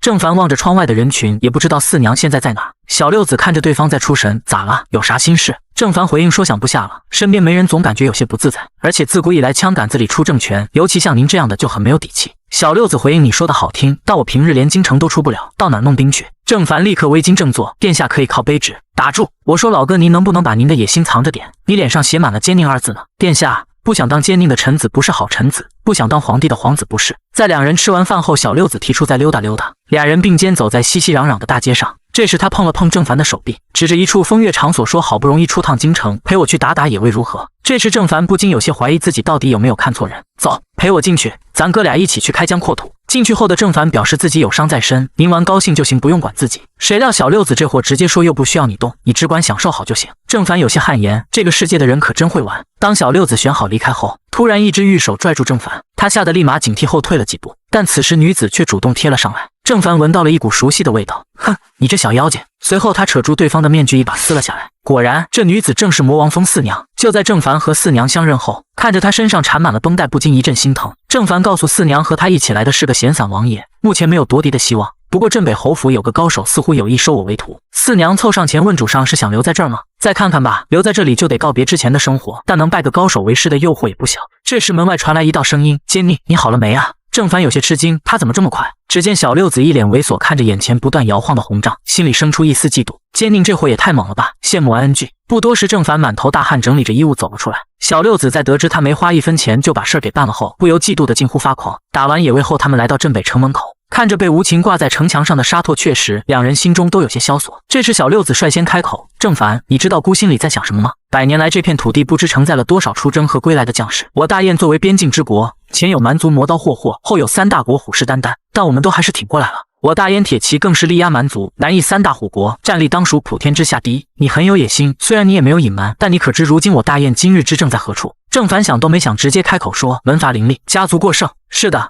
我大燕虽强大，但却依旧灭不了蛮族，攻不破敌国，都是这些大家族为自身利益从中阻挠。说罢转头看向郑凡，你既知症结，可有什么破解之法？郑凡呼出一口气，扫平。门阀家族传承1000年，哪怕王朝更迭也屹立不倒。小六子没想到郑凡杀心如此之重，随后他又转头大笑起来，你可知我父皇的想法和你一样？见郑凡还欲开口，他便直接打断，行了，今天说的够多了，再说就得出问题了。他丢给郑凡2锭黄金，劳烦你买点吃食带给张公公和陈师傅吧，我累了先回去了。看着小六子离去的身影，他知道对方还有话未讲完。夜深后，郑凡在此点上3根香，这是你们蛮族的规矩，虽然简陋了点，但你就将就凑合下吧。沙拓确实，我很佩服你明知必死也要独自上门为族人讨说法的决心，而你是我郑凡来到这个世上第一个想要去怀念的人。从此世间再无左谷离王，多的只是一个沙拓部的阴魂罢了。在与郑凡分开后，他又回到此处，身旁一名女子捧着一个小瓶说道，六爷，此物名叫香水，是涂满城西域商人那儿出的货。小六子闻了闻，立马嗅到了商机，有多少给我拿多少，价格不是问题，拿到货转卖到京城，再去前晋楚3国走一趟。说吧，还有何事？但是此事并不值得顾回来一趟。女子恭敬道：六爷需不需要奴婢查一下那个叫郑凡的人？小六子目光一凝，他怎么了？他今日进的那间厢房，奴婢并未安排姑娘，但里面却有女人的声音传出来。小六子闻言放下香水，翠萍啊，你胆子是越来越大了，是不是北风郡的事儿你掌管的久了，心也开始野了？规矩早就讲过，姑身边的人你们不准动心思，商号你们来打理，但姑自己的事儿自己来处理。此时女子被吓得声泪俱下，急忙求饶。小六子抚上她的脸庞，我这可是为你好，他是姑的救命恩人，你也不想想，能让蛮族左古离王临死前都要帮忙搭桥的人，是你这小姑娘能随便查的吗？而且他挺有意思的，姑喜欢和他说话。这时女子一阵后怕，唯唯诺诺说在附近抓到了偷摸进城的许文祖。小六子稍加思索，许文祖不是虎头城的县令吗？来侯府干什么？随后冷笑一声，有意思，给他2匹马，让他从哪儿来滚回哪儿去。姑先回去了。可就在他打开门帘的一瞬间，他惊了，你看看，姑就说别随便调查姑身边的人，人家早知道这里是做什么的了。映入眼帘的是一具被无数丝线缠绕的女尸。与此同时，在一处荒漠内，僵尸梁成正带着一名小孩在此处歇脚。突然他察觉到周围有人在靠近，只见四娘轻移莲步缓缓走上前，哟，这荒漠无垠的，姑奶奶竟然能碰上你呢。我说你们来荒漠也没多久吧，连孩子都整出来了。梁成回应说他是蛮人小孩，阿明和樊丽带着他们的部落在后面牵引，你不在主上身边来这儿干嘛？姑奶奶正准备回去报信呢，主上在镇北侯府。梁成立马紧张起来，主上有危险，是机遇。主上不仅结识了当朝6皇子，还拜了个高手为师，刚好遇到你了，你先把消息带回去给瞎子，我也好继续回去陪着主上。这时一旁的小屁孩红着脸拍着胸口道，漂亮女人，你成功引起了我的注意，待我长大后要抢了你给我生娃。梁成默默将小孩提了起来，看向四娘询问道，你跟主上那层窗户纸捅破了吧？在得到对方的默认时，他直接给了小屁孩一个大锅盖，主上的女人不允许你亵渎。四娘一脸得意，当主母的感觉真不错呀。突然梁成似乎又感应到什么，他猛地站起身，不对劲，附近有人在炼祭活尸，而不远处正有一群蛮族人在举行着某种神秘仪式。如今郑凡居然还劝着6皇子起兵造反。小六子很喜欢和郑凡在一起的感觉，这么多年除了郡主就属你在姑面前最放肆。郑凡丝毫不为所动，那有啥，跟你客气不就显得生分了吗？突然他闻到一股熟悉的香味，殿下，你身上好香啊。小六子闻言在自己袖口里摸了摸，此物名叫香水，西域商人的东西，依我看这简直就是行走的金币啊。郑凡若有所思道，看来殿下对经商很在行啊，但你有没有想过赚再多的银子，最后也有可能沦为别人的嫁衣。小六子听懂了郑凡的言外之意，郑校尉，你说我们才刚认识，你就劝姑多少次造反了？哪怕退1万步讲，造反是需要本钱的。郑凡一脸认真，兵在招，钱在赚，你是不是觉得姑看起来像二傻子？北边家族势均林立，没机会的。你要是真想出头，还不如去南边，前进2国油水可不少。郑凡故作遗憾，可惜卑职没啥门路呀。小六子接过话说，我可以给你介绍门路，不过咱们交情归交情，生意归生意，一码事归一码。郑凡自信回应说，殿下觉得这香水好闻吗？自然是好闻，你说这个干嘛？下一秒他惊在原地，香水是卑职研发出来的。与此同时，镇北侯府内，一名彪形大汉正身负荆棘，尽管汗珠和血水融在一起，他依旧抱拳纹丝不动。娘亲，袁虎叔也没做错什么，干嘛要责罚人家？一名老妇人威严地说，我李家100年不倒，靠的就是汉不畏死4字。他李元虎居然还被强弩之末的左古离王逼退，难道不该罚吗？且你父亲临走前下令不准你调动1兵1卒，他居然私自调拨3000铁骑于你。娘亲，他燕皇实在是欺人太甚，下面的将士早就义愤填膺了。住口！你想气死你娘吗？老妇人语重心长地说，你从小天资聪颖，但切莫以为天下人都是蠢蛋。你知道你父亲和陛下的关系吗？他们可是从小玩到大的。这时一名小兵上前禀报，夫人，下面传来消息说起风了，传令下去，今晚闯进城的鼠辈一个都别放过，若是有失，校尉以上军官接斩。郡主不解问这是什么情况？左古离王可是3品武夫，死前奸杀千人，其血气之浓厚，王庭的祭祀不可能放弃这绝佳的躯壳。今晚他王庭若是敢派人来抢夺，我要让他们通通留下。这一次他王庭30年内休想恢复元气，这都是你父亲进京前安排好了的。打扫家里之前先把邻居揍一遍，准没错。此时在不远处的城外，梁成感应到有人在召唤那具入煞的尸体，他们想让其尸变后径直回王庭。他缓缓抬起右手，似乎我也能对那具尸体进行召唤。四娘问能不能抢过来让他回我们大本营。梁成表示一般尸体会对生前感兴趣的事物产生反应，他不认识我，所以不会听我的。四娘若有所思回应道，那你问问他认不认识一个叫郑凡利的年轻人。梁成一脸懵逼，为啥这个名字这么奇怪？但当他利用煞气将名字传输过去后，那本已凉了3天的沙拓却是嘴角竟扯出一丝微笑。梁成很是吃惊，竟然有反应了。四娘也纳闷起来，他感兴趣的居然是主上。与此同时，镇北侯府教场内，小六子拉着郑凡说道，今天可别眨眼，好戏马上要开场了。这时一阵马蹄声传来，一辆战车缓缓来到教场内，为首2位将军正是镇北军7大总兵之一的李成辉、李良深。这2位爷居然来了，看来这次蛮族没希望了。持弓的名叫李成辉，曾以1人之力连斩100名蛮族神射手，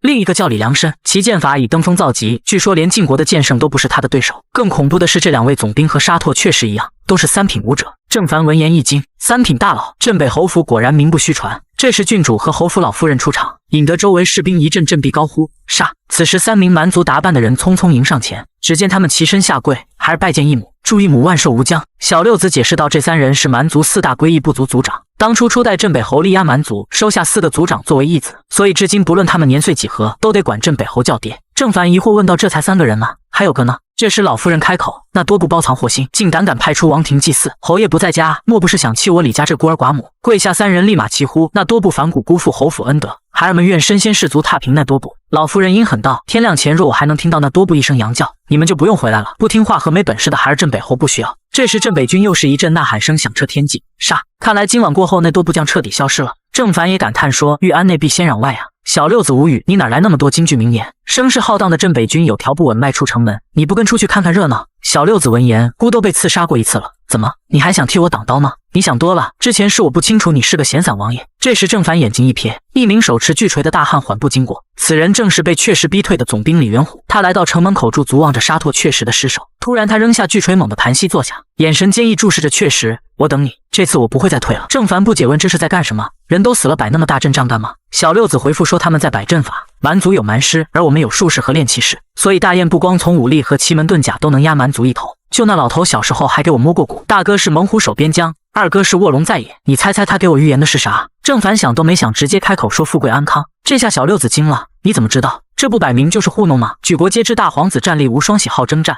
二皇子智力超群，主管政务。那老神棍只是将陛下的想法说出来而已。至于你的评语，除了富贵安康还有什么？总不能说包藏祸心有谋反之嫌吧？我有个神棍朋友告诉我，这就叫见人说人话，见鬼说鬼话。这时一旁的老术士上前来打招呼，老朽见过六皇子殿下，刚这位小友说出的10字真言可谓深得我方士精髓啊。郑凡急忙抱拳行礼，小子刚才是狂妄之言，请仙翁恕罪。这时小六子询问仙翁摆这大阵所为何故？死者再生，通灵玉师本就是蛮师擅长，我等在此摆下伏魔大阵，等待猛虎出笼呢。郑凡闻言一惊，如此说来沙拓确实要尸变了。仙翁感叹道，这尸体生前乃是3品武者，死后更是被煞气滋养，本身又精通蛮咒，怕是起事后实力会远超之前，所以老朽在等蛮族祭司们引煞入尸，待尸变后借李将军压阵，将这具僵尸控制住为我侯府所用，此后我们便能多一具不畏生死的恐怖战兵。这时小六子喃喃道，起风了。只见一阵阴风吹过，绑在沙拓却实施手上的铁链哐当作响，那仙翁和总兵李元虎更是严阵以待，终于要来了。下一秒确实生出满嘴獠牙，目露青光，发出一阵野兽的咆哮声。与此同时，远在大漠的蛮族内多部已被团团包围，可还是有一支小队逃了出来，为首之人正是蛮族王庭大祭司，希望那多部能拖久一点，继续施咒，只要过了恒河，王庭就会来接应我们，这次任务将圆满完成。正当他们全力朝目的地冲刺时，为首蛮族大祭司突然停了下来，他目露惊恐地望着前方，只见镇北侯府总兵李成辉、李良申2位将军早已在此等候多时。大祭司一把年纪了还到处奔波，蛮王实在不懂得体恤臣子啊！老夫人专门派我等在此为大祭司送行呢。大祭司客套回应，多谢老夫人关心，也感谢2位总兵大人。谁知李成辉大手一挥，先别急着谢，我家老夫人还说他很好奇世上到底有没有蛮神，所以今日就请大祭司升天带他去确认一番。此刻无数镇北铁骑朝大祭司一行人蜂拥而去，他为自己不足而战却客死异乡，死后更是被人炼制成傀儡遭人驱使。他向命运发出不甘的怒吼，一旁的老道见此情形不禁感叹其身上的滔天血气和无穷的潜力。下一秒沙拓确实身上所束缚的金刚铁链应声断裂，他猛然落下，震得地面碎石激荡。老道和李总兵严阵以待，3品武夫的体魄加上僵尸之躯，这简直就是至强之体啊！他已没有灵智，请总兵大人将其引入阵中，咱们收服了这头猛兽。但此刻沙拓确实一转头，看都不看2人朝他们反方向爆射离去。老道和李总兵直接亚麻呆住，这什么情况？万事俱备，人却跑了。李总兵二话不说，提起巨锤就要追上去，但此刻阵法发出金芒，他立刻意识到自己身处阵眼中，身体犹如泰山压顶，受到阵法桎梏，根本无法离开。沙拓确实的异变将他们的计划全部打乱。老道还在嘀咕，不应该呀，寻常人尸变后第一时间会去找自己的血亲，可这沙拓确实父母双亡，更没有子嗣，怎么说跑就跑了？李总兵急得大叫，仙翁别愣着，赶紧给我解开阵法。可此时沙拓确实已经逃离几公里开外了，他脑海中浮现出那个为他点上3根香的男人，甚至仅仅相识2天，却在他死后匍匐下跪磕头为他祭奠。这一刻，有关那个男人的记忆全部涌入脑海。我沙拓确实无父无母更无后，在这荒漠的漫天黄沙中孑然一身，但我死后竟有人为我供奉诚挚哀悼。郑凡立，你给我等着！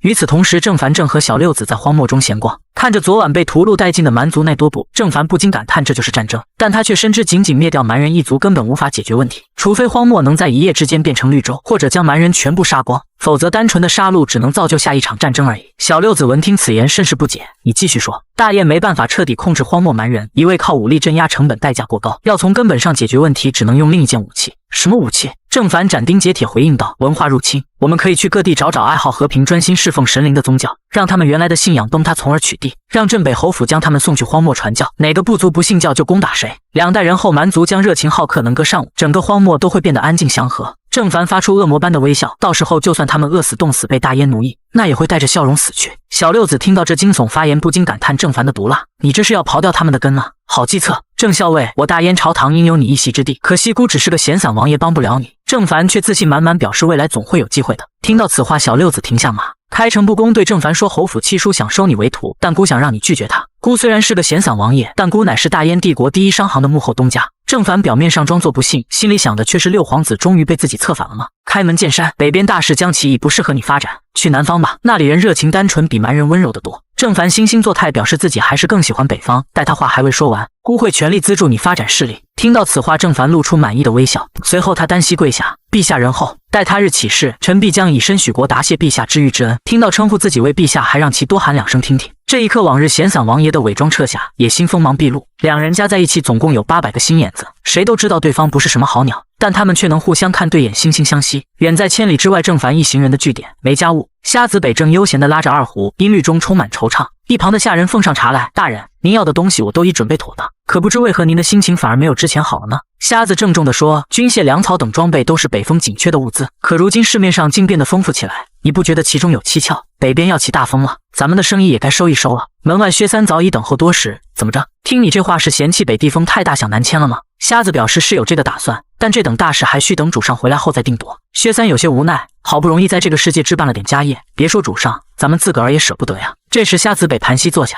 心情烦闷，要不你唱个曲儿吧，我给你伴奏。薛三也不推迟，清了清嗓，随后便哼起了著名越剧《红楼梦》。天上掉下个林妹妹。突然两人眼前一道绿光闪过，似有什么物体狠狠砸在庭院之中。只见来人正是从镇北侯府赶来的沙拓雀石。卧槽，林妹妹怎么变成糙汉子了？你到底经历了什么？与此同时，镇北侯府的军帐内，郑凡正和四娘梁成等人开会，咱们得南迁去发展了。北地即将迎来一次大清洗，咱们没几天蹦跶的时间了。四娘表示主上拿主意就行，只要能跟着主上，无论去哪都可以。梁成也没有意见，只是告诉郑凡沙拓确实已经到了梅家坞。瞎子来信说他们已经会面了。郑凡指了指脑袋，他现在还有自己的思维保留吗？普通人变成僵尸最多只能感知亲人等血脉，而像沙拓确实这等心性坚韧的强者，加上蛮族祭祀的召唤和我注入的煞气，应该能保留部分记忆和自我。郑凡若有所思道：能让死人保留记忆和独立思考的能力，是不是僵尸都得喊你一声祖宗啊？梁成立马开舔，和属下关系不大，主要是因为您才让他没有选择去王庭，而是去梅家坞等我们。咱好好说话，别动不动就开舔行不行？对了，这个小娃娃是蛮族部落的，他家里人呢？谁知这小孩掏出匕首回应说他父亲老了，于是他干掉了他爸，带领族人寻找新的出路。郑凡长舒一口气，这特么咱们家没一个正常人，连大孝子都能收回来。随后抚了抚腰间的魔丸，还好咱儿子不是这样的。就在郑凡一行人回到虎头城的酒楼时，他本是打算回到此处等待其他伙伴会合后一同南下发展，可就在这时，一名丫鬟上前禀报：主人，衙门派人传信说县令大人邀请您前去赴宴。郑凡闻听此话，立马就不淡定起来。许文祖他不是死了吗？自己当日明明看见他被确实连同马车扔了出去，砸得粉身碎骨。他再次向丫鬟确认是否真是许文祖派人传的令，在得到肯定后，郑凡陷入思索中。若许文祖没死，又和镇北侯府取得联系的话，那岂不是自己编造的身份全都露馅了？不行，得抓紧时间南下跑路。这时四娘取着浴巾上前来：主上，我调查了，许文祖的确还活着，实在不行咱们就推倒梅家坞再做打算。大厅内四娘早早的就准备好丰盛的晚饭，而郑凡根本就不准备去赴宴，反正自己也待不了多久就要跑路了。正当他动筷之际，一阵大笑声传来，只见许文祖这死胖子竟然不请自来。郑校尉，你终于回来了。郑凡立马上前行礼，还不确定对方有没有识破自己身份，当下只能随机应变。再一打量，这死胖子身上一点伤都没有，他是怎么从马车里逃脱的？许文祖环顾四周：郑校尉，你这儿方便讲话吗？郑凡表示周围都是自己心腹，但说无妨。许文祖这才放下戒备入座。许大人，能否告诉卑职您是怎么从沙拓雀石手里活下来的呢？只见这死胖子抱着一只烧鸡回应说：那个时候本官刚好闹肚子，不在马车内，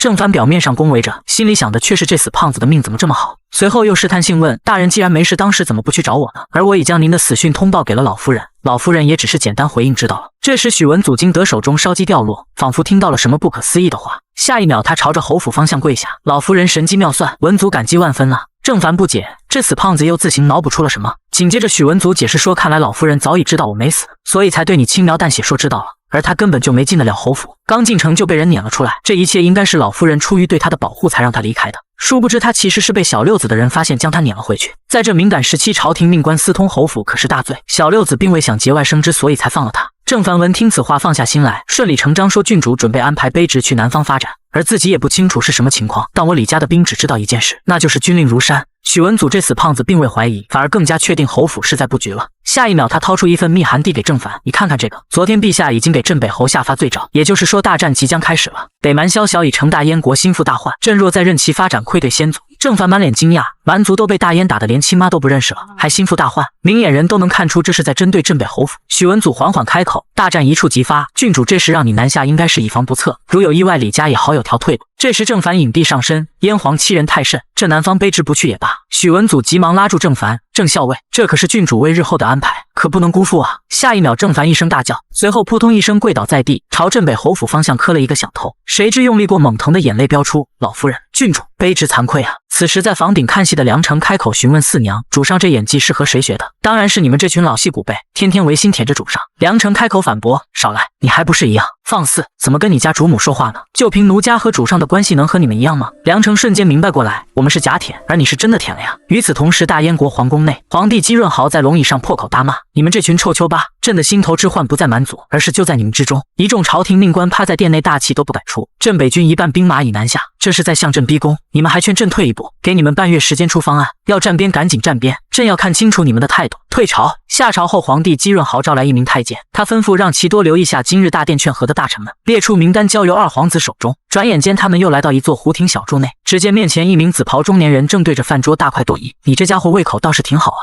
此人正是雄踞一方的镇北侯李良庭。皇帝坐上桌，刚朝中之事应该有人给你传信了吧？那可不是嘛，这些人当然得趁早示好。你让我住这儿，不就是方便他们给我传信吗？你也别阴阳怪气的。朕知道舒兰武士大寿朕没让你陪在他身边，心里有气，可我不是把太子赔给你了吗？哈哈！这时镇北侯竟指着皇帝破口大骂：“你这老东西，居然敢把千丫头跟你家老二凑一起，不怕他日后把你的那些皇亲国戚全灭了吗？”谁知皇帝也不生气，那些酒囊饭袋杀了也就杀了，朕让老二当太子，自然知道他管不住你家千丫头，但除了他，谁还能容得下你这镇北侯府？朕和你至少还有10几年活头，把真正该做的事做了，给大燕打下一大块疆土，也不怕后人糟蹋的。哪怕千丫头真想做我大燕的女皇，那就当呗，等她玩够了，还不是得还朕给我家亲孙子？突然，皇帝抓紧镇北侯的手：“梁庭，你可还记得我们小时候的承诺？”镇北侯回应说：“记得。前晋楚三国都喊我们是燕蛮子，我们帮他们抵御蛮族，他们却偷偷在背后捅刀子。若有朝一日燕国羽翼丰满，你我必将挥师南下，马踏三国。”日上三竿，乌家堡内，郑凡已和瞎子一群人会合。此刻他俩正悠闲地晒着太阳。主上，等阿明回来后，我们就可以正式南下了。是啊，朝廷派我南下的调令也快下来了。最近镇北军调动频繁，看来大事将起了。瞎子闻言却持不同意见。主上，属下觉得既然六皇子敢调您去南方，明显这边出不了太大的乱子。他们做这些更像是项庄舞剑，意在沛公。照你这么说，这一切都是燕皇和镇北侯演的双簧喽？那他们关系得有多好？这样做的唯一目的就是勾引起燕国那些不安分的世家，甚至另外几个国家都会搞小动作。瞎子欣然一笑：“是的，就像是修剪枝条才能让树木长得更强壮。如今镇北军和朝廷禁军都已动兵，不见血是不可能了。”说罢，瞎子又向郑凡推演起燕皇和镇北侯的全部算盘，听得直让郑凡目瞪口呆。这瞎子智商太逆天了。主上，秦虽灭六国，但得利者汉，随秦海内继任者唐。等他们做完事，剩下的就看主上您要我们怎么做了。听着瞎子的蛊惑，郑凡不禁一时有些热血沸腾。他怎么也想不到自己用在六皇子身上那套，如今也被瞎子使用了，而且还让自己觉得我就是天命之子，不造反都对不起人生。郑凡来到一处屋内，推开门，此刻四娘和梁成正帮着沙拓确实缝合处理伤口。见郑凡进来，立即禀报：“主上，确实如今正在自我封闭，还未苏醒。”郑凡凑上前，真是英雄落幕啊！但每次见到他，我心里都会莫名心安，认他做干爹吧。按照他生前年纪，我也不亏。你们出去吧，我和他单独聊聊，晚饭照例送到这儿来即可。等郑凡将饭菜都摆上桌后，沙拓确实还是纹丝不动。你别自卑嘛，自我封闭干啥？你看梁城同为僵尸不也活蹦乱跳的？对了，你晚上一个人待在屋子里会不会寂寞？我倒是想陪你，但四娘晚上怕黑，我把我儿子留这儿，你们爷俩晚上好好唠嗑。我走了，明天再来看你。当郑凡走后，魔丸发出轻微的轰鸣声，就连雀石额头也青筋暴起，俩人似乎都在诉控他的卑劣。而门外的郑凡毫不知情，反而开心哼着小曲儿。傻儿子，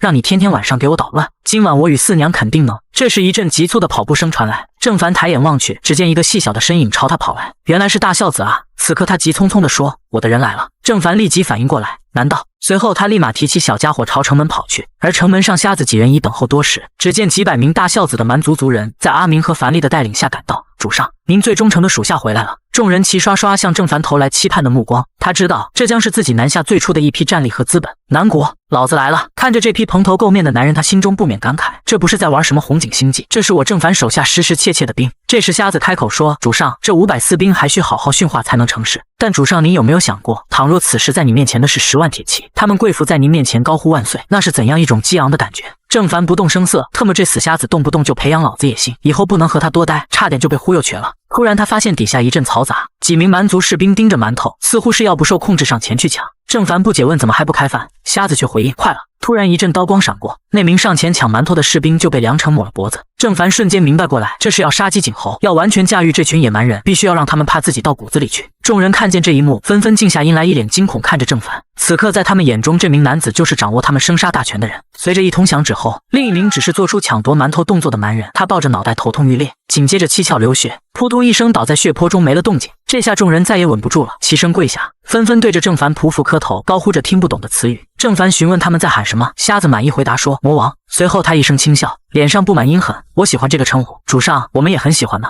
这时薛三竟也拖着一名蛮人上前：“主上，这杀千刀的竟然想偷偷侵犯宅子里的丫鬟，被我逮住了。”瞎子立马表示这可不是提前安排的，那就是真的喽。说罢，站在看台上的郑凡立马招呼薛三：“此人该杀。”紧接着薛三在众目睽睽之下用匕首捅穿了那人的咽喉。从今往后，你们吃喝拉撒都归老子管，居然胆大包天，敢碰老子家里的女人，这就是没有规矩的下场。次日清晨，瞎子拿着一封信：“主上，许文祖给您的信到了。”郑凡无地，几日不见，如隔。郑凡打断，念重点。原来是朝廷给他的调令下来了，目的地是南边银浪郡翠柳堡，做城中守备。传闻能以一敌众的大燕国镇北铁骑，当初硬是以3万骑兵追着前国50万大军打。初代镇北侯更是作诗戏称扬鞭策马逐银浪，而这银浪正是前国大军被杀得丢盔弃甲的情形，故此地得名为银浪郡。瞎子一本正经地给郑凡讲解，郑凡闻言一惊，那初代镇北侯是何等的雄韬伟略，瞎子也没放过这个机会，立马开舔：“主上才是真正的雄主，日后定能掌控乾坤。”得了吧，我可没那个能耐用3万人打跑50万，不过有你们在，我也有信心将这个世界一点一点的蚕食。四娘也发声说，不论主上做什么，她都无条件支持。一行人就这样侃侃而谈的前往银浪郡的途中，几日后他们终于到达目的地，来到银浪郡地狱中的翠柳堡。看着这残破不堪的城墙，甚至脚下还喂养着鸡崽子，郑凡惊了，特么这可是燕国边境的城池啊，怎么变成了鸡窝了？本以为能在这儿大展宏图，可没想怎么会是这么个鬼地方。突然他察觉到有人在靠近，是谁？只见一名老兵提着一罐鸡饲料上前来：“你们是何人？”郑凡也不和他废话，当即在身后摸了摸，掏出朝廷下发的令牌：“我是新任翠柳堡守备郑凡。”老兵闻言露出惊骇之色，当即砰的一下跪倒在地：“翠柳堡无长铁柱，参见大人。怎么只有你一人？城中守军何在？城墙如此残破，为何不进行修缮？”老兵颤颤巍巍的回应：“大人，翠柳堡已经荒废近10年了。”郑凡不解，这里好歹是大燕国边境，怎可如此荒诞儿戏？大人，这是上面的意思，兵卒早被遣散了，翠柳堡还算好的，周围其他堡连砖头都被拉去垒猪圈了。这时瞎子凑上来：“主上，这是有蹊跷，咱们先休息整顿，等明日去拜会这里的总兵探探情况。”次日，总兵府内正在举办白事，郑凡一行人来到大门口，正准备进去拜会总兵大人。临走前，自己特意穿上朝廷下发的衣服，还被樊丽取笑说像丧服。可没想到总兵在头一晚去世，自己这一身还真是应景啊！阿明，来都来了，你随我进去上个香吧。樊丽把东西扛回去，那货既然归西了，银子也就不用送了。转眼间，两人已来到灵堂，毕恭毕敬的上完香后，郑凡心里还在纳闷，自己刚上任，顶头上司就莫名其妙的没了。这时阿明突然提醒道：“主上，棺材里有动静，你确定？难道诈尸了？早知道喊梁成陪我一起来了，毕竟他也是僵尸，说不定老乡见老乡，他们还能唠上几句。主上，属下不是很懂您的意思，难道您觉得我比不上梁成？”突然，这时棺材传出剧烈的撞击声，下一秒，棺材内竟伸出一只手，还握着个不知名的球状物体。郑凡大惊失色，这分明就是一只女人的手，直觉告诉他很危险。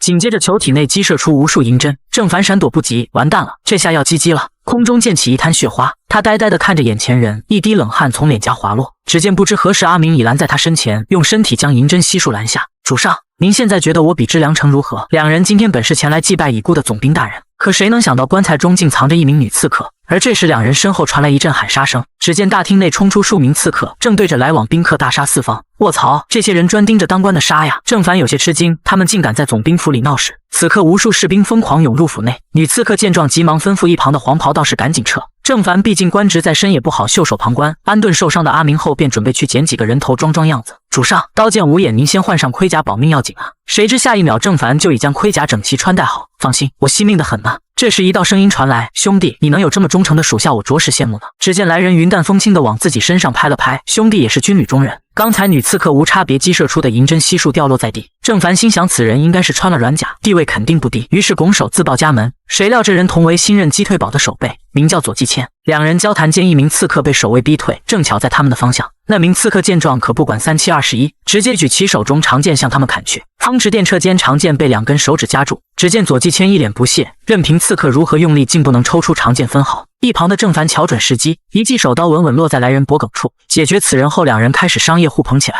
下一秒，左继谦用脚尖挑起刀兵，郑兄弟，贼子横行，咱们冲杀出去。身后的郑凡却打着算盘，虽然我实力大增，但厮杀经验太少，还是跟在这货身后补刀吧。两人来到庭院，刺客正和府兵打得火热。左继谦一声大喝：“兄弟们，把贼人毒死！我们增援已经赶到了。”就在这时，郑凡发现了不得了的东西。只见刚在大厅内的黄袍道士手中提着一颗人头朝门外窜去，而那颗头颅竟是南望城知府大人。这黄袍道士是条大鱼，不能放过。还未等他反应过来，左继谦已追了上去。这哥们为了军功还真拼啊！郑凡赶到时，两人已开始正面交锋。作为老阴逼，郑凡当然不肯放过这个机会，绕在身后对准道士腰子打去。左继谦却顿感不妙，因为他发现道士竟在凝神聚气，一道恐怖的能量在他指尖聚集。不好，此人竟是炼气士，凭着多年厮杀经验，本能闪开。这次算他侥幸，不然性命不保。而在这短短一瞬，道士抓住机会用长剑命中左继谦。这时郑凡提刀已至，长刀带着破风声斩向对方。电光火石间，这道士居然还能抽身格挡。此人是一名器武双修的高手。郑凡与之缠斗在一起，百招过后，道士恢复了点真气，再次掐指凝聚能量。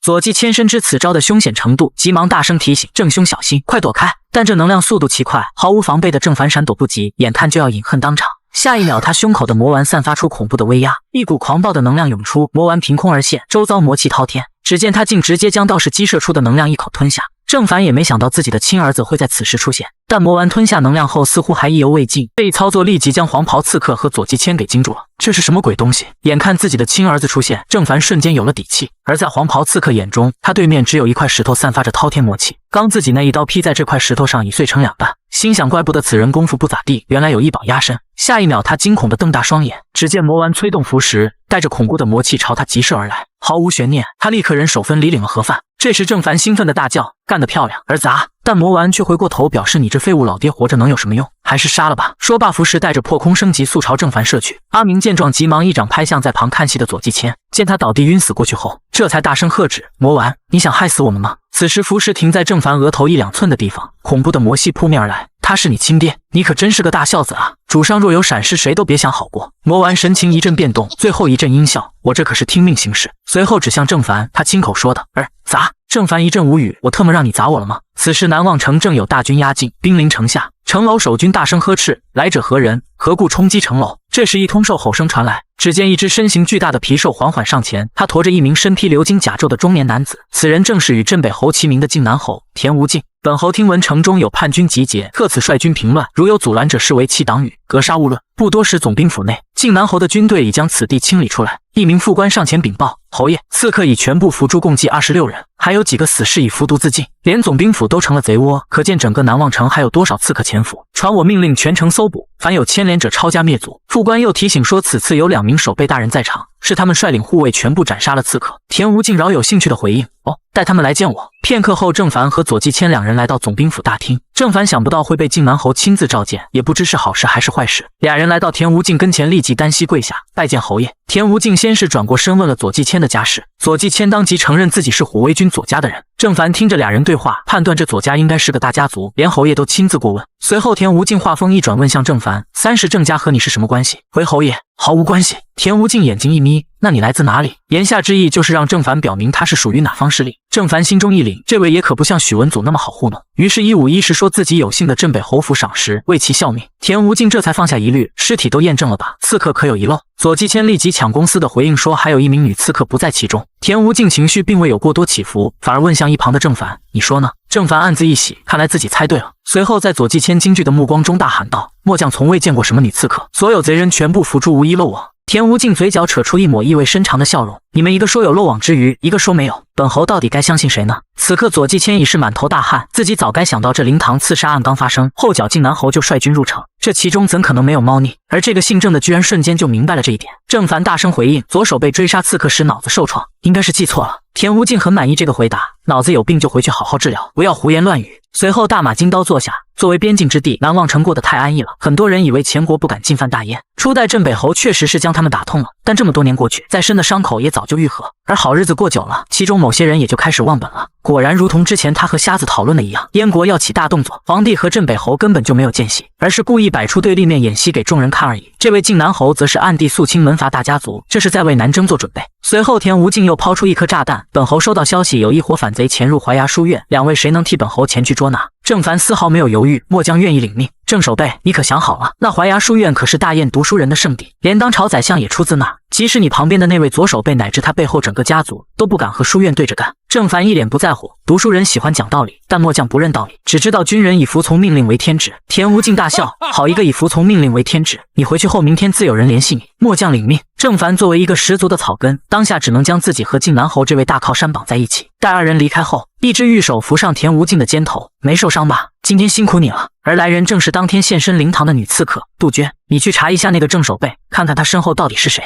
若真是李良庭的人就算了，若不是，先看看他能不能把这件事办好吧。本侯要让书院那群俘虏知道，诗词歌赋、仁义道德在金戈铁马面前半文不值。当郑凡回到翠柳堡的地盘后，他当即找来瞎子将来龙去脉同他商量。瞎子表示这道军令接对了，这次晋南侯就是要找个背黑锅的来站在大燕文人的对立面，但却能抱住他这尊大腿，肯定不亏。随后他话锋一转，主上，听说您今日差点遭魔丸反噬。是的，可能他只是和我开了个玩笑吧。瞎子一脸正色，还请主上将魔丸封存起来。当初属下让您将他带在身边，欠缺考虑了，没那么严重吧？况且他今日还救了我一命呢。您创造他，将他设定为九世弃婴，所以凝聚出来的怨魂最恨父母。万一他受了刺激，控制不住体内的怨气。郑凡一本正经的回答：我不信他真的会把我杀了。主上，属下很好奇，我们其他人都对魔丸有着本能的忌惮，但为何您却对他这么亲密？这么说吧，就像在小区养狼狗一样，哪怕邻居们怕得要死，但你就敢不牵绳让他到处乱窜，还恬不知耻地说我家的狗从不咬人。就在1天前，翠柳堡内，晋南侯田无尽派人上门通知郑凡前往书院捉拿乱贼，而眼尖的郑凡一眼就认了出来，这名女子就是前2日大闹总兵府的女刺客，如今摇身一变成为朝廷密谍司的统领。郑凡没有戳穿，看来自己猜想的果然没错，都是田无尽自导自演的一出戏。劳烦杜姑娘带路，卑职已准备妥当。既然要去书院抓人，那自己这几百蛮族士兵可算得上对号入座了，就让那些俘虏跟我这士兵好好讲讲道理。不多时，郑凡已带着大队人马赶到了淮衙书院。杜姑娘，咱们现在是直接冲进去拿人还是？杜鹃回应说：郑大人稍等。随后吩咐一名随从进去书院通报，让他们把人交出来。郑凡没有多说什么，自己只是前来配合背锅的，具体怎么操作还是交给密谍司吧。杜鹃吩咐完手下后，便准备下马等待，于是对着郑凡的士兵说：大伙们赶了这么久的路，都下马休整一下吧。谁知这些蛮人士兵却纹丝不动，个个屹立挺拔在马背上。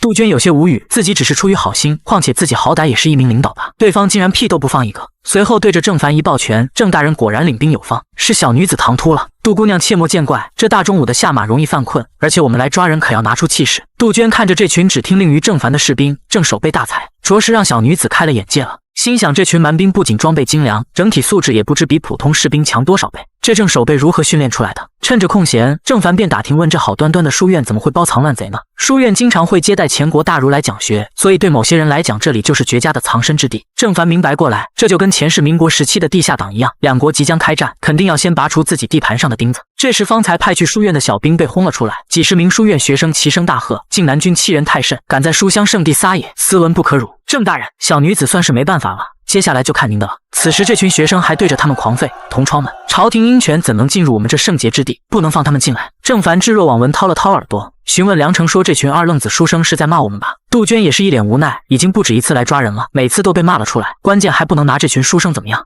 郑凡目光一凛，你们密迭斯这么文明的吗？这时一道声音传来，匹夫，你们给我听好了！一名老者举着拐杖发出怒吼，身后学生高举着一块牌匾，此乃当朝宰相题字。老夫倒要看看谁敢上前！书院上下齐心，非生死断不可让尔等入院。仗义死节就在今日。郑凡越发感觉有趣，这些人一直都这么勇吗？那郑大人接下来准备怎么办？这还需要我多说吗？随后他独自驱马缓缓上前，当他越来越靠近书院时，无形中带着强大的气场。几名书生吓得有些发怵，这带头的老逼灯却云淡风轻表示放心，他们不敢的。这时人群中一人站了出来，指着郑凡破口大骂：哪怕你今日马踏书院，但文人的血是流不尽的。郑凡一眼看出这人就是想出名跳出来炒作的，既然如此，那下一秒一抹刀光闪过，空中的人头如皮球一般被抛起，郑凡提着砍刀漫不经心道：下一个谁来？这群人慌了，他们怎么也想不到在书院这等圣洁之地，竟有人敢当场行凶。其中一名书生带着哭腔高喊：杀人了！其余学生全都吓得屎尿纵横，纷纷作鸟兽散。这一刻，什么礼义廉耻、文人风骨，全都抛至脑后。就连那被称之为国之重器的书院院长，也在拥挤的人群中被绊倒，瞬间无数脚印踩在他身上。可笑的是，他平日教书育人，如今却要被自己的学生踩踏致死。郑凡看着这一幕，没有丝毫怜悯。这群人只活在美梦中，可真当刀口落下时，他们才会发现人心是多么丑恶。随后他刀一挥，所有人全部拿下，如有反抗者，格杀勿论。做完这些，他缓缓下马，来到老者的尸首前。梁成，你说说，年轻人觉得世界美好也就算了，这老贼一把年纪真是活到狗身上去了。主上，这老东西刚刚可是躲在最后面起哄的，但最先踩死的就是他，可还真是讽刺。这群人也就太平日子过久了，还自以为是的认为这天下是文人的天下，真是可笑啊！就在这时，郑凡突然意识到一个问题，今日可以说是把当朝宰相的母校给踩了，他不会怪罪我吧？杜鹃回应说：郑大人放心，宰相大人素有容人之量，毕竟宰相肚里能盛船吗？您说对吧？郑凡当即反应过来，懂了，也就说他明面上不会找我们麻烦，背后玩阴的是吧？一刻钟后，书院庭院内一群书生被蛮兵围了起来，其中一个傻缺还在口嗨：你们这样简直有辱斯文，要是被当今圣上得知。话还未讲完，他就被一只大手摁住脑袋，紧接着狠狠砸在了地上。这人指定是脑子缺钙，到现在还看不清形势。其余人见此情形，纷纷大气都不敢出。杜鹃拿着名单念出薛楚贵、赵明阳两人。郑凡问：这两人就是前国的奸细吗？在得到肯定后，他往人群中随便一指，一名书生顿时一惊，不敢置信居然点到了自己。我是不会出卖同窗的。文人气节导致他还在嘴硬，但中气明显不足。郑凡不紧不慢点上一根蚊香：你误会了，我没打算问你什么。来人，把他给我砍了！顿时一名蛮兵将他压倒在地。就在大刀即将砍向他脑袋的那刻，这人吓得屁滚尿流。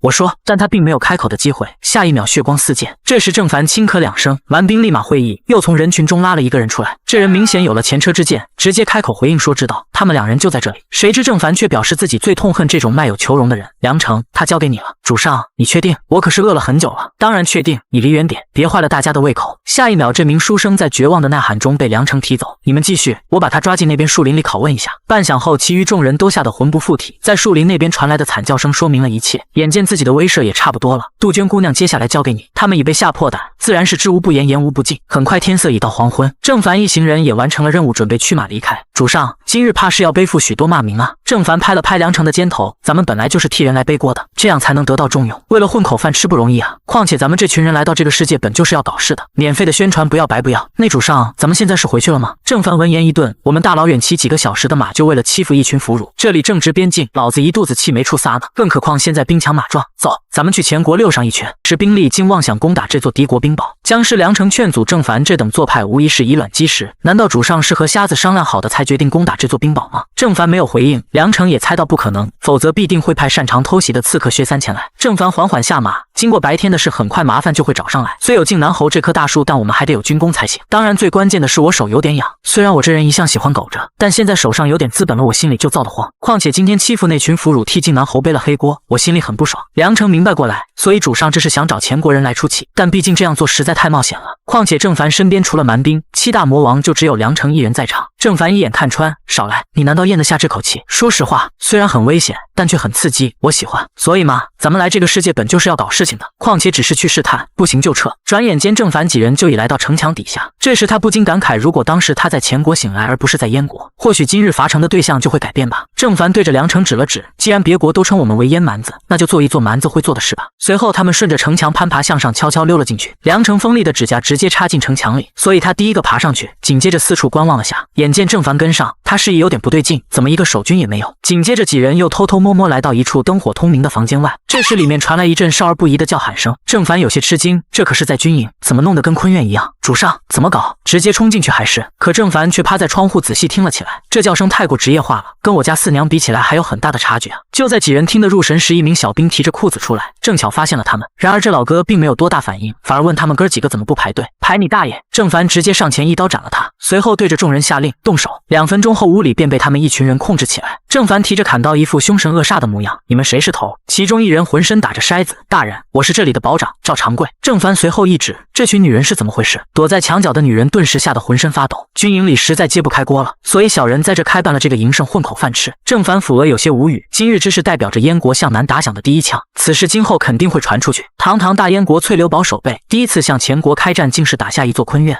就在占领前国边境一处堡寨过后，手下蛮兵望着俘虏的女人露出野兽的光芒。郑凡一眼看穿这群蛮兵想女人了，毕竟长期压抑欲望，他们早就快憋疯了。蛮兵们疯狂点头，只要得到主上默认，他们会毫不犹豫扑向他们。可郑凡却笑眯眯的回应，不论是燕国还是前国的女人，你们谁要是碰了，我让你们后悔出生在这个世上。闻听此话，蛮兵立即跪下认命，无敢不从。郑凡还让其转告其他人，谁要是敢违命，直接就地正法。带出了屋子后，郑凡问梁成自己这么做是不是有些不近人情？毕竟在这个世界，俘虏等同于战利品，可没有优待俘虏这一说。梁成表示主上不论做什么，尔等听令便是。且当初在梅家务时，瞎子和他就已经给这群蛮兵洗脑，将郑凡塑造成魔王形象。不论郑凡下令做什么，他们都会无条件顺从，哪怕能听到郑凡说话，也会觉得这是莫大的荣幸。郑凡心想，看来自己还是太小看这群魔王了。随后表示，现在就这么回去，他还是有些不甘心。虽说名义上攻下一座堡寨，但实则水分极大，回去说不定瞎子指不定怎么嘲讽他们。所以他决定继续率兵南下，要好好体会下真正打仗的感觉。随着战马的铁蹄声，一行人再次启程，他们没有任何目标，继续向南侵入。不久后，一座城池出现在众人眼前，郑凡当即下令部队散开，哨兵前去探探虚实。这次他可不希望刚打下一座基堡，这又会是一座押堡。而这座城池居然未关城门，但仅凭他们区区几十人想攻下，无疑是痴心妄想。考虑到郑凡的安全，梁成提议自己先带领部队前去冲阵。不过这个提议立马被郑凡否决了。好不容易逮住机会，要玩一起玩，要玩也一起玩。梁成还在身后劝阻，郑凡却问你这是真心话还是违心话？梁成丝毫不掩饰，违心话。入夜城池却不关门，这等机会不试着冲冲属下还真有点不甘心。连燕国边境的防线都改养鸡了，这前国也好不到哪去。梁成当即拔出长刀，主上您一定小心，这次是我们太膨胀了。郑凡侧身一笑，这可不是膨胀，是前国人给了我们太多自信了。老头本是开国大将，如今却成了一名边陲守兵。100年的和平让国家丧失危机感，这几年他不停上报要求巩固边防，甚至应对那些文官，而他的官职也一降再降，成了最底层的小兵。现如今连自己的儿子也成了顶头上司，儿子不明白父亲为何宁愿在城门上挨冻，也不愿和官员们熟络。而作为8品武夫的老头自然不惧这点寒冷，真正让他心寒的是朝廷对边疆的态度。以前北边的燕国尚有蛮族牵制，可那燕国镇北侯横空出世镇压了蛮族，燕人腾出了手会干什么？现在锦州城这座边境重镇，所有士兵全被当成苦力，连兵营都被拆了当仓库，这样的兵打什么仗？儿子却一脸不在乎，那燕人都忙着和咱们做生意呢，有钱赚还打什么仗？殊不知远在1公里外，郑凡一群人正对着锦州城虎视眈眈，用400骑攻打一座边境重镇，我这是被你们带坏了呀！梁成打趣说，主上，我们是您设计出来的，所谓上梁不正下梁歪。郑凡表示，你越来越皮了，玩笑开过，咱们该办正事了。郑凡高举长刀，众兵听令，之前我不让你们碰女人，但今天在这座城里，我让你们酒肉管饱。说罢刀一挥，给我杀！这群蛮兵顿时就跟打了鸡血一样，充满战意，嘴里高喊乌拉。郑凡不用猜都知道是樊丽那个憨批教他们这样喊的。灯火通明的锦州城，来往还在通商的路人听到一阵奇怪的叫喊声，待他们看清，已是亡魂皆冒，是燕人。沉寂100年的和平终于被这群燕蛮子打破了。城门上老头看着这群骑兵，深感不妙。儿子还迷糊地认为他们的马早就当骡子用了，哪来的骑兵？待反应过来，顿时惊在原地。燕人，他们真的来了！老头一脚踢了过去，愣着干啥？赶紧下令关城门，随后直接提枪跳了下去。要是被燕人夺了门，锦州城就完了。他看见城门守军乱作一团，对方骑兵还没到他们的人已经先崩溃了。这时敌方已军临城下，他高呼守军不要跑，随本将阻拦燕狗。奈何他如今职位根本调不动兵，且守军毫无士气，更重要的是其他人连兵器都没有，如今只能靠自己阻截燕人，争取时间关上城门。他纵身一跃，浑身爆发出气机，以雷霆之势率先解决掉一名蛮兵。趁此期间，他回过头望向城门，心中止不住的骂娘。城门口早已乱成一锅粥，人们都在相互推攘。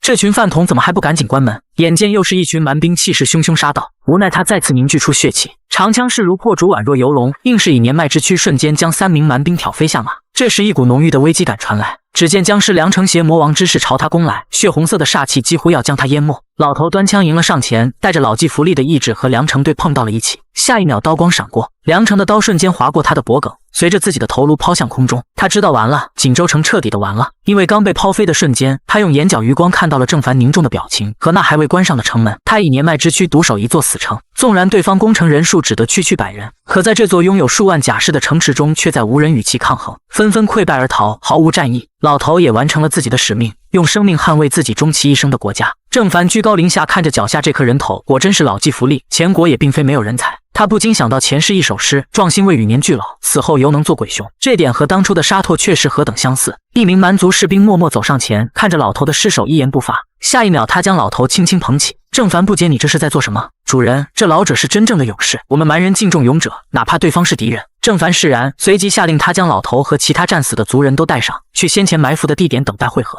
梁成在一旁提醒说：“主上，咱们得抓紧时间。前国人大概以为我们只是前锋军，所以才方寸大乱。若醒悟过来，发现咱们只有这点人马。”郑凡当即不再磨蹭，驱动战马，兄弟们，随我入城。一路上他们过关斩将，许多不明所以的士兵还未反应就被斩杀了。终于，他们一群人来到了此行纪念品商店城主府。梁成开口说：“希望这次别又是一座机堡。”闭上你的乌鸦嘴，给我砸门！两名蛮兵冲上前，狠狠砸了起来。配合外面的弓箭手一套下来，井然有序，无数箭矢朝府邸内射去。顿时里面传来声嘶力竭的惨叫声。郑凡从声音分辨出里面应该有不少人，难道避难的都逃进这儿了？给我继续砸！随着两名蛮兵的持续输出，门也被撞开了。院内无数护卫被乱箭穿心而死。一个处于国境边界之城，防御竟如此松散。若当年的镇北侯犹在，恐怕前国早就灭亡了。这时房间内传来一阵诗歌：国破山河在。看来他们的文官还是有些气节的。这个时候，歌以咏志想必是已经做好了杀身成仁的准备。梁成附和，任何国家朝代不免有那么一群刚正不阿的文官，如此甚好，比再扫一座机堡更有成就感。别再提了，这事不要说出去，否则瞎子薛三他们不知会怎样编排咱们。走吧，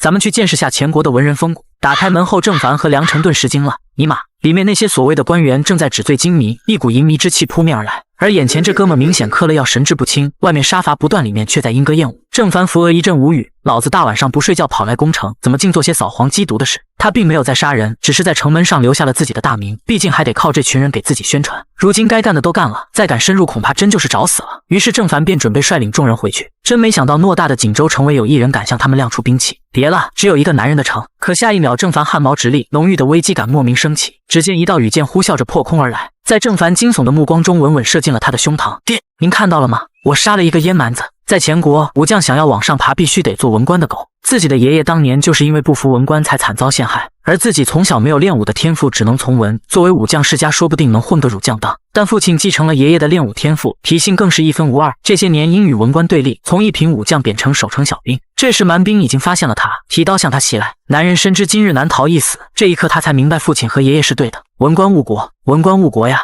这锦州城能提刀的何止数千，却被敌军200-300人冲破。爹，您先走，孩儿随后就到。一道刀兵入体的声音传来，战斗结束。与此同时，中箭后的郑凡并无大碍，他一把将羽箭拔出。瞎子之前让我不要把魔丸带身上，但今日自己中箭的位置正巧落在放置胸口的魔丸身上。儿啊，你今日又救了爹一命。这时手下的蛮兵提着一颗人头前来请示郑凡，看来自己还是大意了。刚说这座城只有一个男人，马上第二个就冒出来了，不过也就2个而已。他将老头和他儿子的尸体埋在土丘上，就让彼此做个伴吧。半个时辰后，郑凡一行人疾驰在回去的路上。梁成提议绕路而行，毕竟他们一群人在前国边境内太过招摇，说不定路上已有埋伏。一行人浩浩荡荡向着另一个方向疾驰而去。不多时，梁成发现不对劲，这一路上他们声势浩荡，前国竟然没有任何一处放狼烟示警。郑凡闻言一惊，这一路正如梁成所说，平静的让人心悸。看来前国已经设好埋伏圈了，他们也并非全是饭桶。接下来咱们怎么办？梁成再次提议先绕几圈，然后突围出去。这时一名蛮兵探子上前禀报，主人，东面2公里处发现一队马车，不是商队，反而像是运送着什么贵人。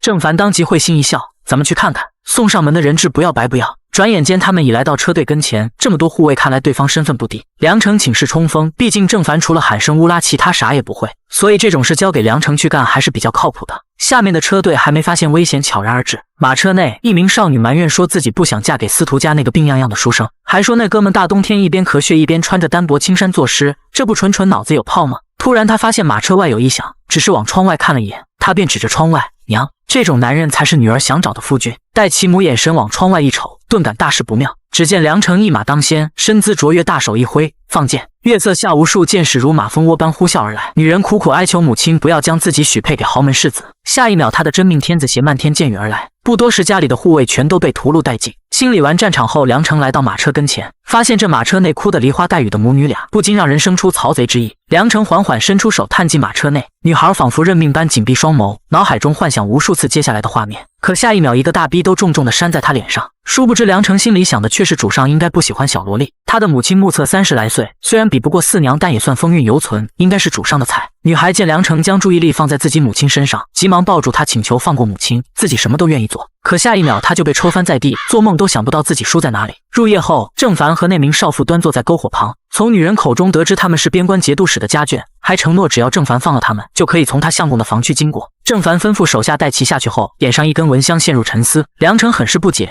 已经有了这么好的筹码，主上还在担心什么？阿成，我还是觉得我们自己原路突围出去比较好。你我都见识过这个世界弱肉强食的一面，纵然这女人说的是真话，但她丈夫真的会那么做吗？况且我又没和她丈夫睡过，怎么知道对方到底是不是个情种？明日一早带上这对母女，咱们突围出去。虽然他们在咱们手中作用不大，但若交给镇南侯或者密迭司手上，说不定能挖出前国的一些秘密。明天的追兵肯定不少，若真突围不出去，咱们也还有倚仗。前国在边境大规模调动军队，我就不信他晋南侯会一无所知。待郑凡离开后，梁成背后传来少女的声音：“壮士，您累了吗？”突然，少女从背后一把抱住梁成，言语中尽是挑逗。见梁成不光举止冰冷，身体也更是冷冰冰的，于是他开口询问：“你是不喜欢女人，还是身体不行啊？”他直言说父亲让他嫁给一个书呆子，他不愿意，反而更喜欢梁成这种铁打的汉子。梁成语气冰冷：“白天你家护卫全部战死，如今你却有心情谈情说爱，这有什么？他们吃我家饭当我家的差，自然得为我卖命。而且你在燕国应该也不是什么大官，还不如入赘我家，让我爹给你关当，我给你生孩子如何？”梁成听后一把攥住少女的手，止住了她接下来的动作。在两人目光对碰之间，女孩高兴地以为梁成同意了，谁知梁成杀机外泄，说：“你到底是什么人？”与此同时，单独在一旁休息的郑凡，一道轻微的脚步声惊醒了他。这么晚了，你想干什么？女人扭捏地表示自己很害怕，希望郑凡能放过他们。你放心，我不是嗜杀之人，只要你们乖乖配合，我保你们平安无事。女人听后急忙说会好好配合，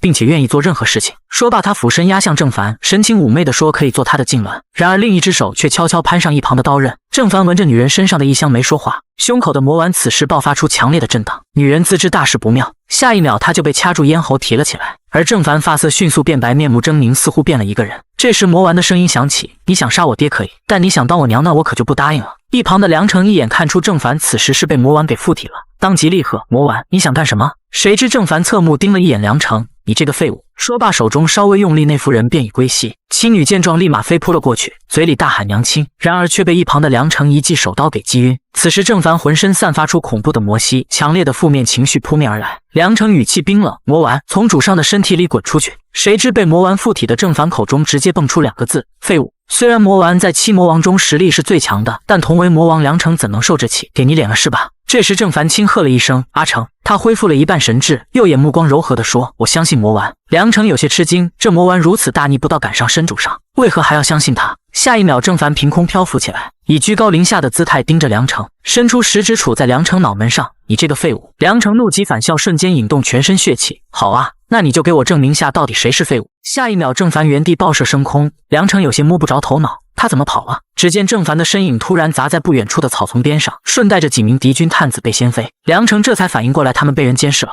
所有人赶紧上马准备突围。看来魔丸这次苏醒是因为他感应到了真正的危险，很可能让他们一群人全部葬送。这都是因为自己对战局判断失误造成的，难怪对自己有这么强烈的怨气。不远处的一座堡寨内，前国大将楚凤九被一旁的副将恭维着：“将军好算计，这次功勋应该是十拿九稳了。希望将军腾飞之日切莫忘了小人了。”楚凤九一番斜视：“你小子家世显赫，还在乎这点功勋？”随后话锋一转：“燕国晋南侯在银浪郡将咱们潜伏20年的探子全部斩杀，明显是燕皇害怕他与镇北侯冲突时咱们趁虚而入。但这燕国几百骑连破咱们2座城池，若是让他们平安回去，那他燕皇还以为咱们好欺负，说不定和镇北侯联手直接起兵前国。所以为了大前边疆，绝不能让这支小队活着离开。如今燕人那支小队咱们先只为不攻，待大军赶到再一口吃下。小子，你带兵去吧，到时候军攻下来，前途不可限量啊！”可就在这时，他突然感受到一股恐怖的气息。只见郑凡浑身魔气腾腾，缓缓走进军帐中，没有丝毫犹豫，楚凤九一把将刚才准备提拔的下属推了过去。下属一开始并没有搞清楚什么状况，直到一只利爪穿过自己的胸膛，生命力在急速流逝，他这才反应过来，狗日的将军是把自己当成肉垫子了。随着鲜血洒落下地，一声笛息响彻整座军营里。看着郑凡这一副宛如地狱魔神的面孔，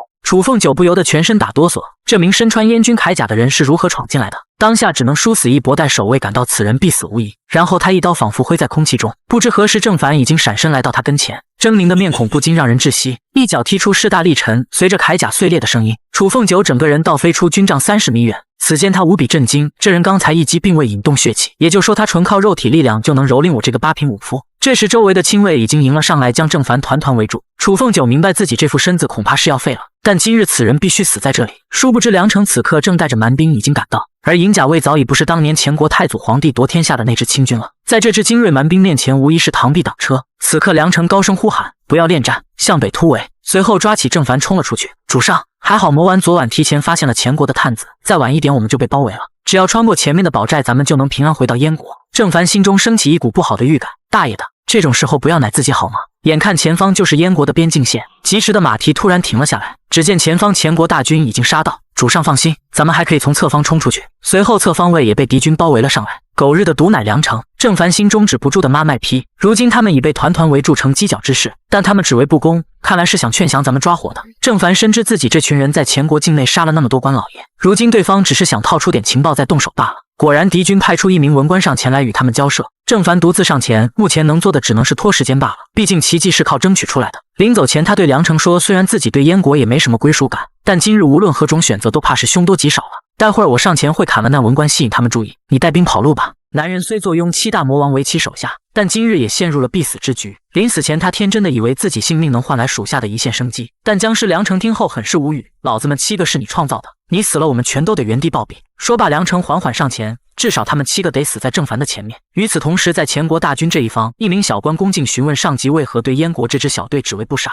前国边将杨太尉趾高气扬回应，那燕国内战在即，如今还有燕贼胆敢来犯，这其中玄机若不查明，我怎能往上交代？我已知晓你妻女遭他们遇害，但作为臣子切莫意气用事。原来此人正是郑凡前2日截住的那对母女的丈夫父亲。男人只得连忙下跪领命。杨太尉这边表示他们肯投降，说出情报，无论开出什么条件都答应。交涉官一时间还未反应过来就被打断，燕贼没几天安生日子过了，套出情报后格杀勿论。郑凡对局势看得很透彻，今日怕是难逃一死了。随后对一名蛮兵下令，给老子射死他们。只见那名交涉官瞬间当场毙命。郑凡似乎感应到了什么，缓缓抽出长刀，然后又对着手下怒吼道，全都跟老子学着，大声喊出来，我大燕将士誓死不降，大燕皇帝陛下万岁，靖南侯千岁。这时手下仿佛就跟打了鸡血一般高声呼喊，士气到达了顶点。反观前国杨太尉这边坐不住了，庶子而敢，已是瓮中之鳖，竟还敢如此狂妄。随后当即下令众将士一个不留，杀。然而正当前国所有士兵向前冲杀之际，一声虎啸竟然掩盖住战场的马蹄声。杨太尉大惊，听到声音后的郑凡并没有太多意外，他知道今日应该是死不了了。只见山谷周围突然涌现出密密麻麻的燕国大军，为首之人正是靖南侯田无敬。杨太尉见到此番阵仗，不由得慌了心神，立马安排手下传话过去质问对方是否要置2国邦交于不顾，可敢承担开战的后果。然而手下的人早已被吓得不停打着筛子。这时传话小兵急匆匆地赶了回来，大人，对方乃是燕国靖南侯亲临，要我们撤开包围，让那支燕军回去。杨太尉闻听此话，立刻吓得亡魂皆冒，来人竟是靖南侯田无敬，如今已是骑虎难下，若真放走那支燕军，自己恐怕交不了差。这时小兵又回应说，那靖南侯还放了话，如今燕皇身边内侍不够用，若我方一炷香内部放人，就将太尉身上的毛拔干净，新腌入燕国皇宫服侍燕皇。然而就在半个小时前，经过一番彻查后，发现翠柳堡内无端少了300骑兵。田无敬当即明白郑凡这是替自己背了黑锅，所以将怨气都撒到了前国人那边去了。转念想，难道他们的计划被这小子提前洞悉，所以想抢头功？随后当即下令调查暗中支持郑凡身后的人是谁。这时田无敬和杜鹃判断此人身份非同一般，毕竟还没有哪家门阀敢往他靖南侯身边安插人手，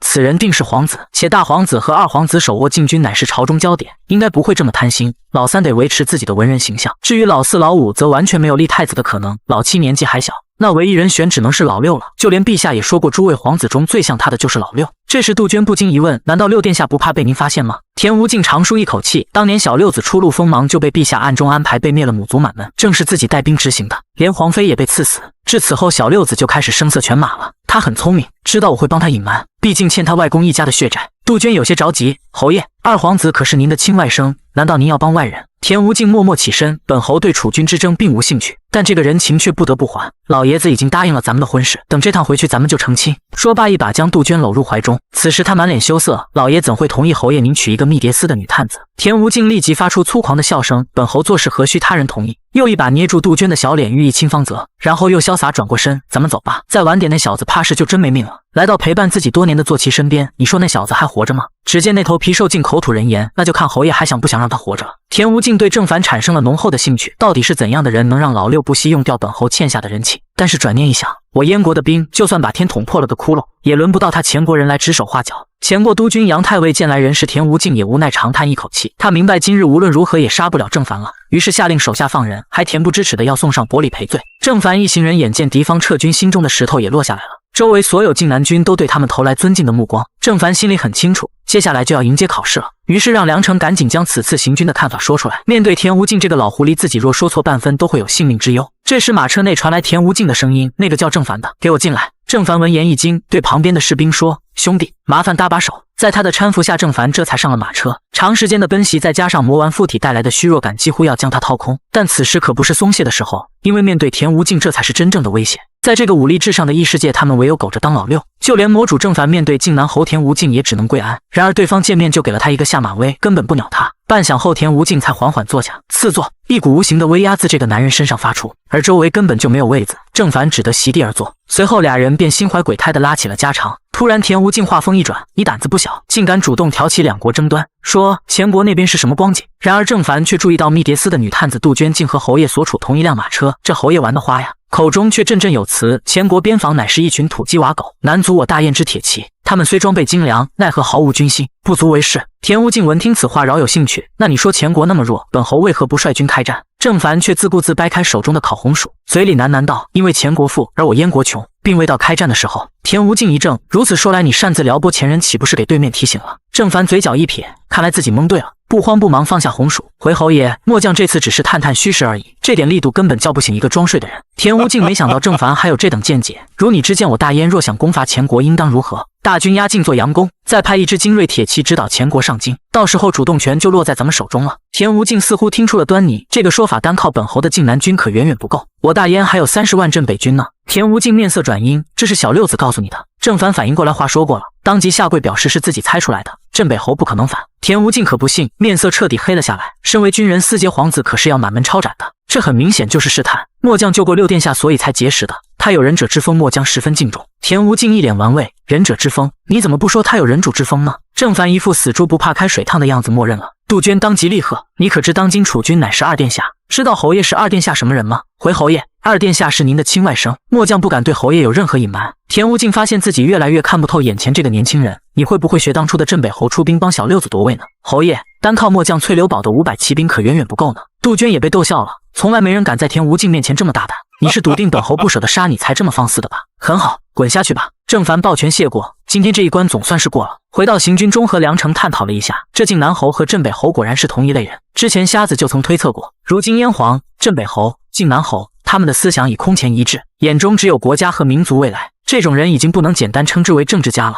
甚至可以在前面加个伪字。这3人站一队，其他国家和咱们还玩个屁啊！毕竟乱世才是咱们活跃的土壤，若真让燕国一统东方，咱们就只能当一辈子顺民了。不过眼下咱们还在创业阶段，一切皆有可能，咱们回家从长计议。在经过一场死里逃生的战斗后，其余魔王纷纷指责梁成这次和主上出去玩得开心吗？薛三更是一脸阴笑，语气不善。梁成有些无奈，这可是主上做的决定啊！谁知平日里铁憨憨的樊丽严肃回怼，主上不懂事你也不懂吗？特么这樊丽说话怎么这么直接，不知道委婉一点吗？这时坐在太师椅上的瞎子借故支开樊丽，缓解了现场的尴尬气氛。虽然樊丽说话直了点，但也不无道理。主上若有不测，我们全都得陪葬。你倒好，跟着主上去浪，把我们留在家里等着暴毙吗？知道我最怕什么吗？梁成哪知道瞎子这个变态怕什么？老子最怕的就是突然莫名其妙的暴毙，没有一点仪式感和意境啊！与此同时，刚回到家的郑凡正享受着三娘的全套死。主上您躺好，让四娘为您解解乏吧。1个时辰后，郑凡踏出房门，经过四娘这一折腾，貌似更加疲劳了。这时瞎子一脸玩味，主上忙完了吗？咱们聊聊。郑凡深知肯定被这个擅长精神探测的死瞎子偷听了。随后两人来到后院，郑凡率先坐下，你想说什么尽管说吧。主上，这次应该是您离死亡最近的一次吧？有什么感想？被戳穿的郑凡有些尴尬，这次确实是自己太冒进了，到现在还有些后怕。这时贴心的四娘盛来一碗面为郑凡解乏。主上，虽然您作为我们的首领有一定的压力，但您也不要太勉强了，在这个世界开心就好。其实您作为普通人已经做得够好了，如果您需要找人说说心里话，可以随时找我，这样您心里会得到很大的缓解。郑凡回应知道了，立马又问这次折损的人手可有办法补充。瞎子建议暂时不要想着扩充，若是引来靖南侯的不满，那就得不偿失了。郑凡心里清楚，自己目前在靖南侯心里仅仅是有趣，若再私自招兵买马会使其厌烦的。随后瞎子躬身表示还有其他事便退下了。郑凡也放下碗筷，自己心里确实需要找人倾诉，但魔王们对他而言并不是一个好的对象。于是他再三思量，终于推开了躺在棺材里沙拓确实的房门。很多时候想倾诉，但很难找到合适的人，因为不想暴露真实的自己，又想把东西分享出去，这是一种矛盾。沙拓确实无疑是个很好的对象，他死了但又没死透，所以他能听到你说的任何话，但又永远开不了口。而且自己真的钦佩他。老沙，你知道吗？这次我碰到一个前国老头，他和你很像。不知过了多久，郑凡摇摇晃晃起身，终于他把积压在心里的话都讲给了沙拓确实听。老沙，我知道你能感受到，你要是还活着那该多好啊！你是我郑凡来到这个世界唯一思念的人。今天就到这吧，下次再找你叙旧，晚安。可下一秒郑凡惊了，大爷的，你怎么会在这儿？棺材内吸血鬼阿明回应道，主上，我也是睡棺材的，沙拓确实在隔壁房间，您走错了。郑凡满脸笑意，不会的，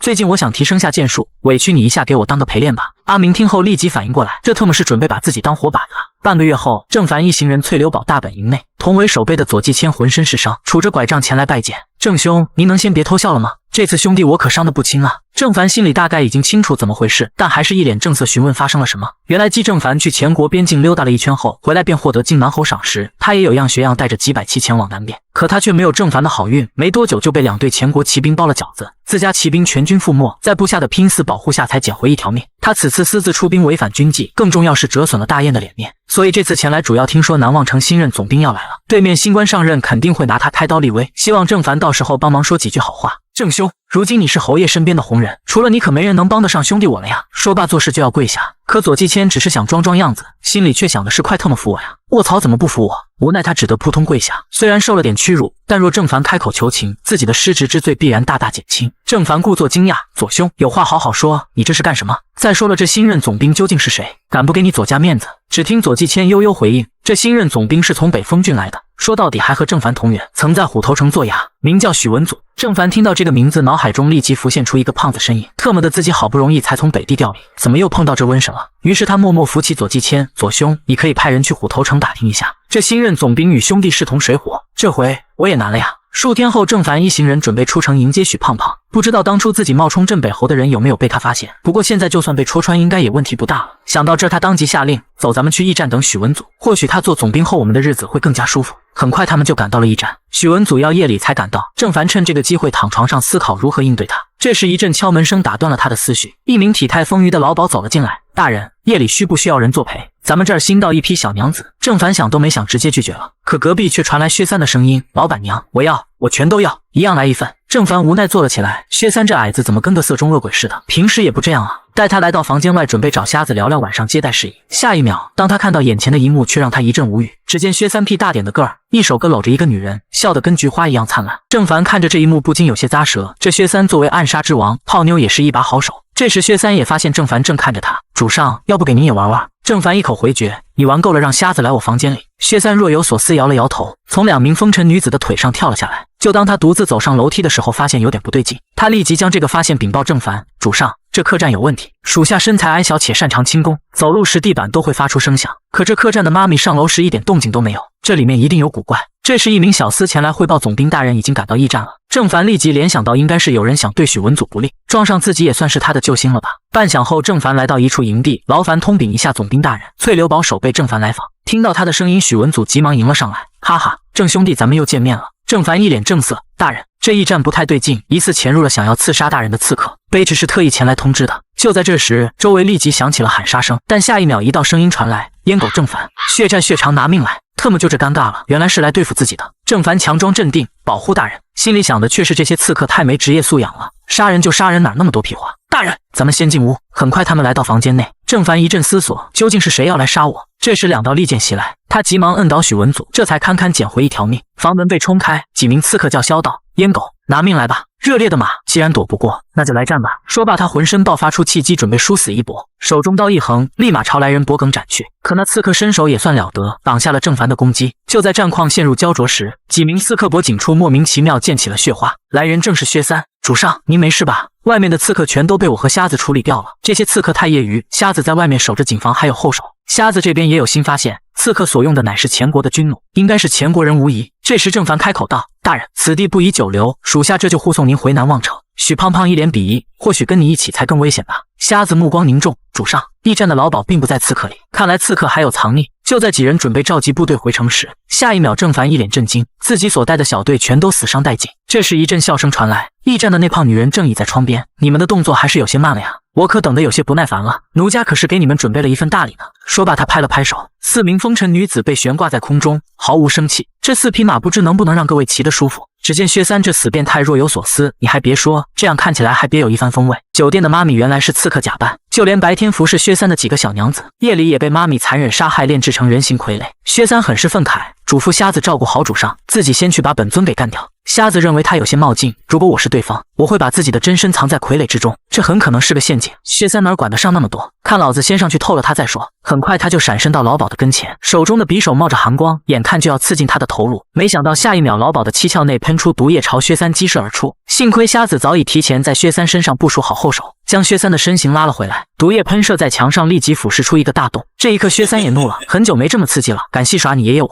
下地狱吧！这时几名傀儡全都朝他围攻而去，薛三腾空而起，迅速斩断操控傀儡身后的无形丝线。本以为他们会不再受控制，可没想到这些傀儡继续朝他扑了过去。特么的，这个世界的人攻击手段怎么千奇百怪的？这时在一旁的瞎子打了一个响指，骚啊！作为一名优秀的刺客，可不能让敌人影响自己的情绪。紧接着对方一名傀儡身形迅速膨胀，然后原地爆炸溅射出毒液，其余傀儡全都中招，瞬间丧失了行动能力，最后只剩下靠躲在傀儡身后的本尊。我听闻只有在西方的魔法师里，有一类极为稀有的存在才能做到你刚才做到的事，刚才应该先对你出手的。瞎子满脸笑意，是的，轻视我是你最大的败笔。这名刺客好似也放弃抵抗了，他从没遇到过瞎子这种靠精神力攻击的存在。突然他闭上眼睛自语道：陈大侠，你再不出手，我可就要被杀了。瞎子和薛三都不以为意，对方应该是想拖时间，毕竟在擅长精神探测的瞎子面前没人能躲过。这时一道浑厚的声音传来，杀了他吧，我可以让你们死得明白。郑凡很清楚地看到瞎子脸上留下的冷汗，自从穿越到这个世界，还没见过他露出这种表情。薛三急忙将女刺客补完刀，回头望向瞎子，也是一脸凝重。我一个刺客没感应到说话的人也就罢了，